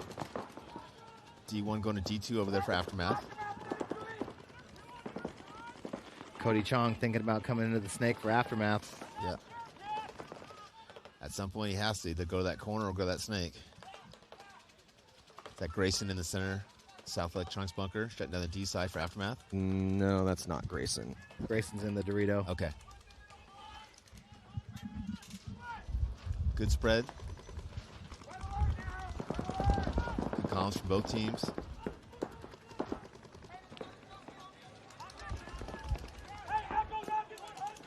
Yeah, I mean, the ball's in Aftermath's court right now because they're down to time taken off the clock. For sure. Last Camp with this and I think 2-point lead. Right? Woodruff? Yeah. To get into, hey, he's got the ball to go into the snake or into the corner. Grayson, I think that's Jordan. But Grayson goes all the way up into D3. And that's going to help the rest of his boys, too, because the farther that Grayson gets up in there, the more that Blast Camp's going to have to worry about him. But if he gets close enough, eventually he might get ran down. Blast Camp has that body in D3. You see Cody just trying to keep that Blast Camp player in Dorito 3 from going anywhere, trying to give Grayson some room to operate because he wants to focus on that number 4 spot right there, the South Electronics tower for Blast Camp. If he can get him out, that kind of open up the side of the field for Aftermath. But dug in right now, like you said, with the lead, Blast Camp doesn't have to force anything. Aftermath's going to have to make a move, win a gunfight. And I'm looking at 2 Aftermath packs, and they're both empty. I think Cody's got a pod. Okay. And then Grayson's got maybe 2 clips. Half hopper. Oh, okay. I thought I saw his whole pack empty. I was like, man, those guys are going to have to start moving up the field thinking of bullets. They're getting low, Rich. Yeah. They're definitely getting low. But Jackson's over here in the snake corner, and he's dug in. He doesn't have to go anywhere. No, and there's Grayson gets caught from Dorito 3 there, down the tape. So 2-on-3 advantage. Now they fill out to the snake corner. That move would have been a little bit better when it was a 3-on-3. I think that's Chong. Yep. Yeah. Okay. Yeah. That's. So, yeah. And again, down by 2, right? You might just have to concede this if your guys don't start engaging. Chong and Woodruff still alive. Death of Grayson. Got to maybe think about conceding. 4:19 left. And if you're Blast Camp, just chill. You have a 2-point lead. Those two still have to eventually come and attack you. Blast Camp put up a decent score in their win against Uprising. And did they get blown out? No, lost by 2 to Heat. And then by 3 to Revo. So they were sitting at a -5 heading in. Won by 4. Yeah, man. I mean, for Blast Camp, it's like win and have a +2-3. And I think they maybe should be okay in making their first Sunday.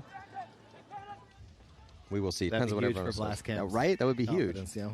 And they're playing again. Aftermath took 4th at the last event, 7th at World Cup. Second pro event, that would be huge, man. Especially because it's not like they brought in a bunch of pro guys and to fill out their roster. It's the same crew of guys, and they're just doing the work. This third point is important though for Blast Camp. I mean, ideally, best case maybe Blast Camp would be a 4-0 win.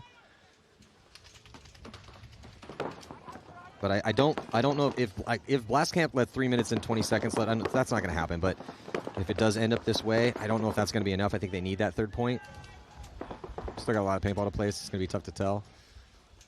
Cody Chong cutting through the inside. I like that Cody's trying to win this point, right? Because they're down by 2, right? Either go try to win it or just get off the field. One way I was talking about in this situation, if you're the coach right now and it's 2 versus 3.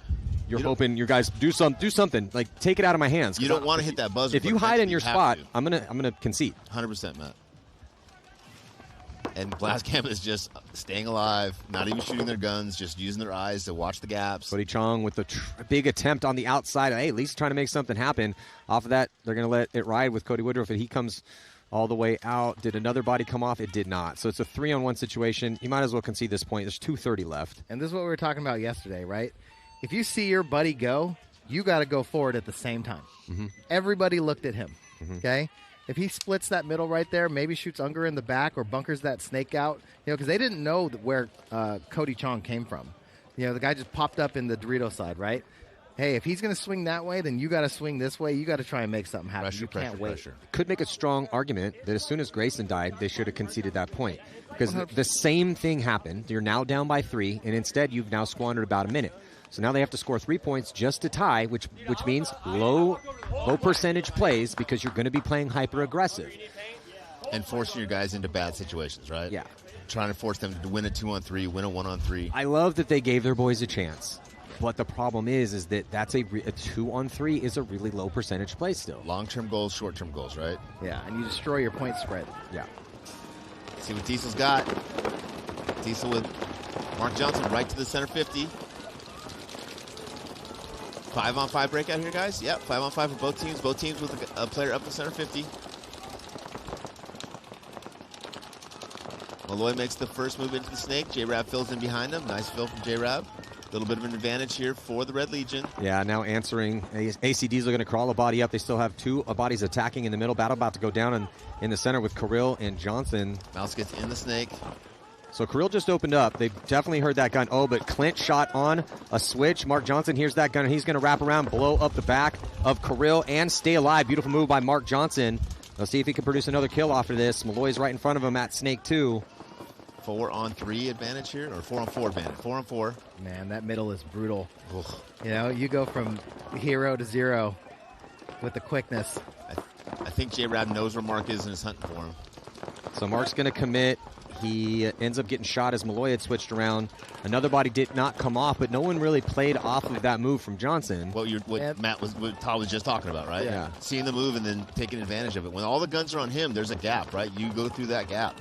But man, J-Rab, the reason why J-Rab, is a future Hall of Famer over here, because he's had some of the greatest spidey senses of all time, right? I mean, good communication, knew where it was, but he's always able to dodge those close, those close interactions, right? Like keep his body alive. Somebody's coming to get him, get the elimination, and stay alive. And stay alive. And now he's all the way back into his original spot where he needed to be. To support Malloy, right? He's a complete player, right? He's just so smart, so good. Well, and you heard him when he was talking to McDermott yesterday. Like, listen, I knew where everybody was at and what everybody was doing. And if you have all that information, you have the opportunity to be an amazing player, right? Yeah. Really hard to do if you don't know where the bodies are or what's going on. So now Malloy's in Snake 4. It's a 4-on-3 situation in favor of Legion. Sergey now moving into that South Electronics bunker, putting pressure on the D side for the Red Legion. Kirill still up in the middle, creating the chaos. Sergey joins him, so 2 now up in the middle. Oh, no, we lost Kirill, right? Yes, Kirill got stabbed by Mark Johnson. Sorry. So just Sergey up in the middle now. He's looking D side. Yeah, Sergey wrapping around, looking towards that D side, trying to put a shot on. I think that's Baginski, back corner bunker. Mouse is getting a lot of pressure on him. You know, he wants to go forward, but they're just riddling the inside of that bunker. Cody Mikowski mirrored up with J-Rab, thought about making a move. Yeah, I think he was going to jump in there with Mouse. So you got Karslev and Sergey over there, basically at the 50 Dorito and the 50 Dorito wedge. Sergey's going to jump in the middle into the giant yellow Hertz bunker and look Dorito way. Legion's putting themselves in a really good spot to tie this one up. Yep. Because Cody's been just living on the razor's edge over here in this tower for a while. Yeah, he's getting a lot of pressure from Karslev. And, you know, we still got Malloy and J-Rab over here. J-Rab, he did this really well last event, right? Get Malloy up there, get his face in the dirt, and then he just comes in behind him in the snake and shoots people in the loader. Referee going to run in and check out Baginski in that back corner bunker. Looks like he's good to go, but finally Cody getting pinched out of that tower. Well, Red Legion's got 3 players on Diesel side of the field, so those bunkers are going to start getting real small real fast, Matty. Oh, Mouse gets a kill on Karslev. But they lose the corner. 3-on-1 now with just Mouse alive for Diesel.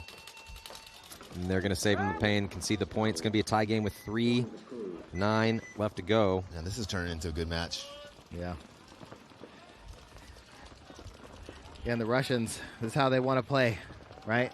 All gas, all the time. This one right here, though, Blast Camp with the 3-0 lead against Aftermath. Are we going to see that crash come from Aftermath, or are they going to, just try and see if they can get a kill and then work it slowly? I mean, they're sending in the second line, but with a little bit of change. They're sending in Jordan for Woodruff, but they do have Castro, Morris, Trujillo, and Grayson.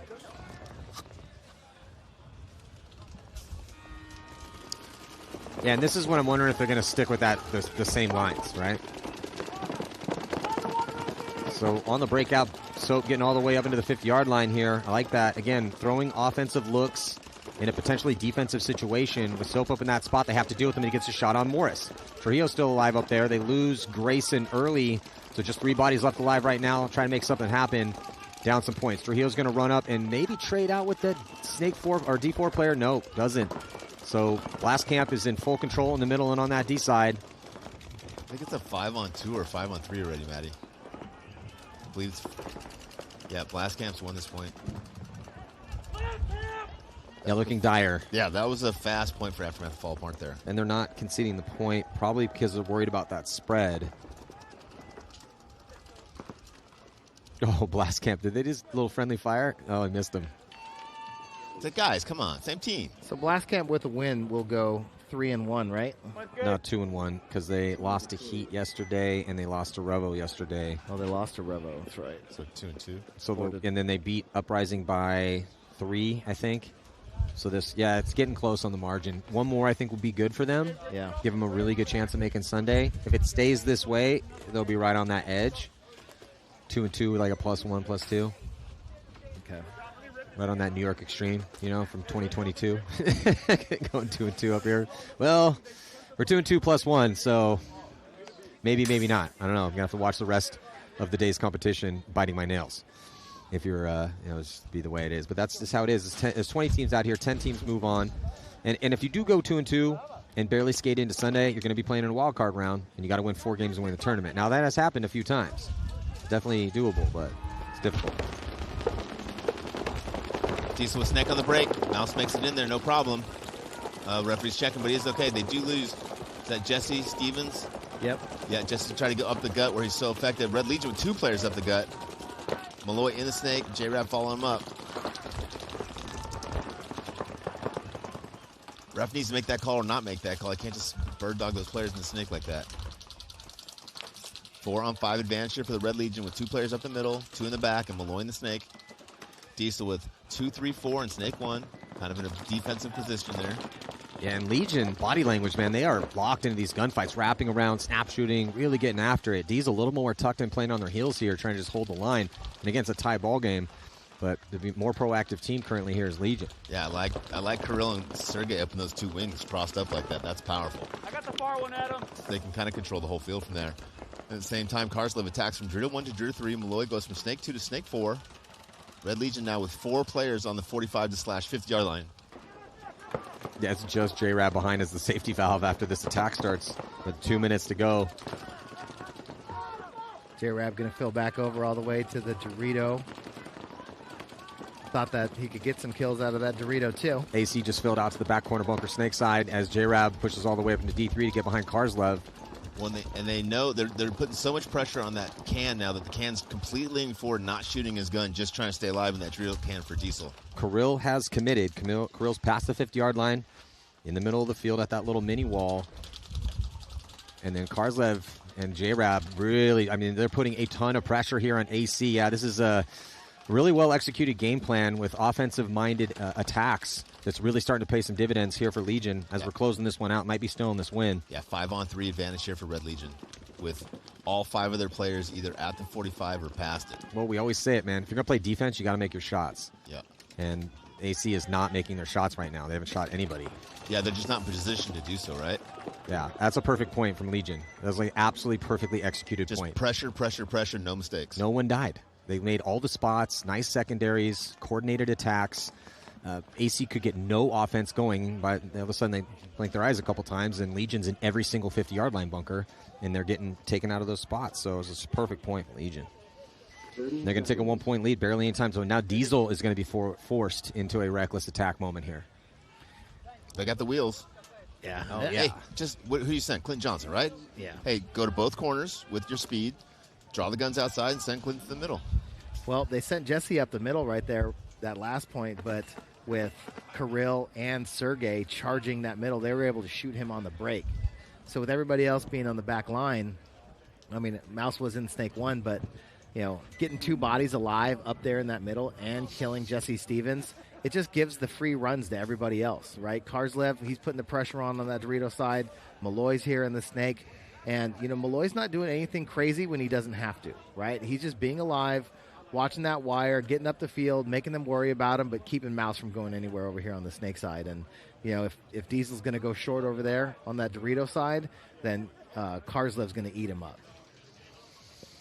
And so this Blast Camp Aftermath match, it has been all Blast Camp. What a big statement to the league here, playing the 4th-ranked team heading into this event.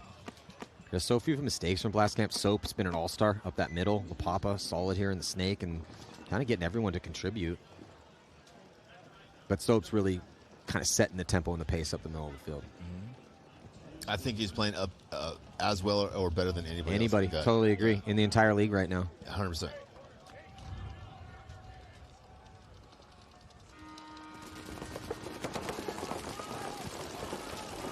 Aftermath dropping 1 on the break mat on the snake side, but they get out to the D corner.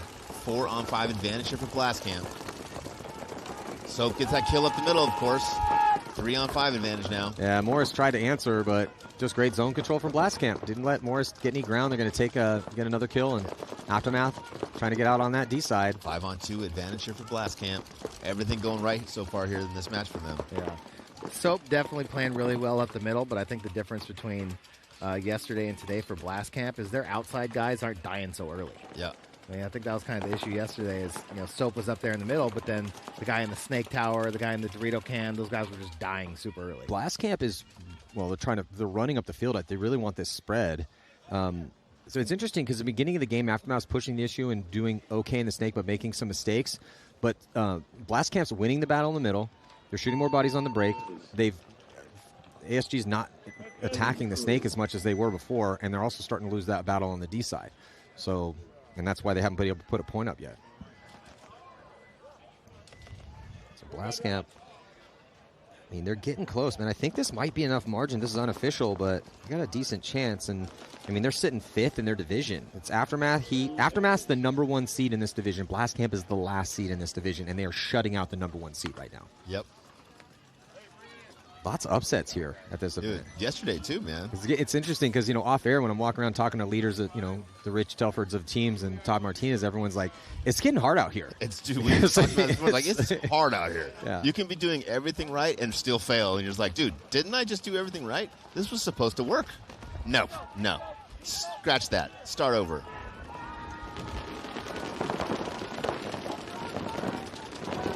Legion sends Malloy off the break into Snake 1. He's all the way out, leaning down wide. They're going to lose Kirill. And then on a delay, they're going to send Sergey up. Clint Johnson's going to come off for AC with 50 seconds left to go. So Legion throwing a couple haymakers here, even up a point to try to match the haymakers that Diesel's was trying to throw. They got Mark Johnson up in the middle, though, still alive, trying to make something happen here for Diesel here on your screen. He's going to roll up. He's going to come through, stitch up Sergey in the back. It costs him his body. And then off of that, so they're going to get a body out into D3 and up into Snake 4. 3-on-3, Maddie. Red Legion in a really good position to hold this point off. Malloy and Snake 1 looking inside. Karslev and D2 looking inside. That Snake Tower controlling both ways with J-Rab. Mouse up over the top. I'd like to see that. Yep, J-Rab and Malloy over here on the Snake side just trying to live. 7 seconds left to go. I don't think they're going to be able to crack through this line here. Is on their side of the field now. Karslev attacking. And Mouse is still alive in his spot as time expires. That's puzzling, as they only lose by 1. And that's going to send Diesel's record to 2-2. Might have enough spread, maybe, though, because they kept this one close. So maybe that's like, hey, let's try to win this one, but under no circumstance, if it looks like we're losing the point, give up the 2-point spread here. Look, they're coming off the last event where they went 0-4, right? So 2-2, whether they go on or not, that's improvement, right? And that's all they need in that program. Yeah. Just progression, right? Just forward progression. Every event, play a little bit better, and pretty soon you guys will be the best. The Legion. Still one more game to play, and it's going to be against an Infamous team that has nothing to lose. That could be a 20-point game because Infamous they got nothing to lose. They're 0-3, so they're going to be running at them. No pressure. Yeah, that legit could be like a 16 or 17-point game. Who knows? They like to play paintball.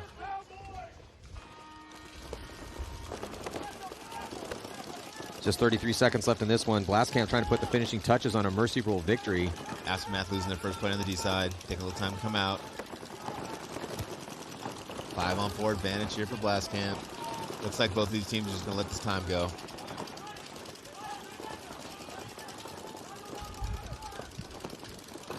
Blaskamp just hammering the guns. Here comes Trujillo. He's going to be the second death to walk off for Aftermath. 3 bodies alive. Big bite on the D side for Blaskamp. 2, all the way to D4. 1, game. Wow, what a big statement from Blaskamp. 2 wins today. They had 2 losses yesterday, and it's tough to stay mentally focused and composed when you go 0-2 on day 1. But then they go in today, they beat Uprising by a decent amount, and then just put up a massive win. I think that's going to be enough on this bet. I think they're going to have enough to go 2-2 and get into Sunday. Well deserved. Well, I mean, I have to see what Heat and Revo do coming up here, but maybe catch a wild card. Maybe be 1 or 2. Really just depends on what happens. I have to do a little bit of math here. So that is going to do it. Blaskamp taking the victory over Aftermath. And Legion taking the victory over Diesel. Next up is going to be Notorious versus Damage, Revo, and Uprising. Here 2024 Lone Star Major. Second stop on the tour. I'm Eddie Marshall with Todd Martinez and Rich Telford here on Go Sports. We'll be right back.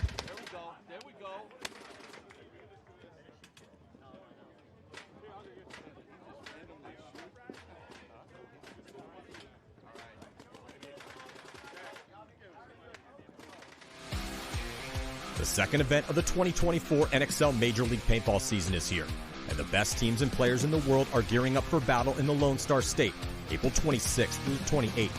After the dust settled at the first event in Las Vegas, Dynasty proved that they are still the greatest team ever to play the game, with 3 come-from-behind wins at the event. They ran the table on Sunday, even though they were playing with a tight roster, with the absences of Blake Yarber and Chris Shear. They fought back from a 0-3 deficit to take down Rising Stars New Orleans Hurricanes in the final match. They will still be the favorite in Texas.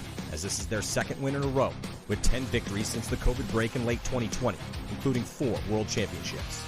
Goal was Sunday. Second goal was get out of the quarters, which was to be top 4. We're now there. We're now considered one of the top 4 teams in the world, gentlemen. It's not enough. The Hurricanes may have lost the event in their first ever finals appearance, but they won the respect of fans worldwide by playing a gritty, aggressive, and intelligent brand of paintball. Also down a few key starters, the heroic performances of Daniel Camp and Jacob Seawright helped lead the team to a new level, and the future is bright for these rising blue-collar stars. Red Legion was back in fine form after a disappointing 2023 season. The new addition of Justin Rabakoff instantly added consistency to their stellar starting 5 and paid off with a third-place finish. If their starting 5 stays healthy, then Legion should be in the hunt for a win all season long. ASG Aftermath, though young in their pro careers, continue to put in impressive performances and showing vast improvements in small amounts of time, and they are currently ranked 4th. Outside the top 4 squads, the league is loaded with teams who could make deep runs on Sunday. Heat and Impact, with their proven all-star lineups, are overdue for a win. Infamous and X-Factor's high-powered roster should be contenders at every event. Tampa Bay Damage, LA Ironman, Chicago Aftershock, New York Extreme, and AC Diesel all underperformed to start the year. They will be out for blood in Texas. And the rest of the league, Baltimore Revo, the Brooklyn Bears, Austin Notorious, PB Fit, Seattle Uprising, Blast Camp, and the ML Kings have proven that no team is safe, and that anyone can beat anyone at any time. There is no room for weakness in Major League Paintball. Watch all the action go down April 26th to the 28th, only on gosports.com.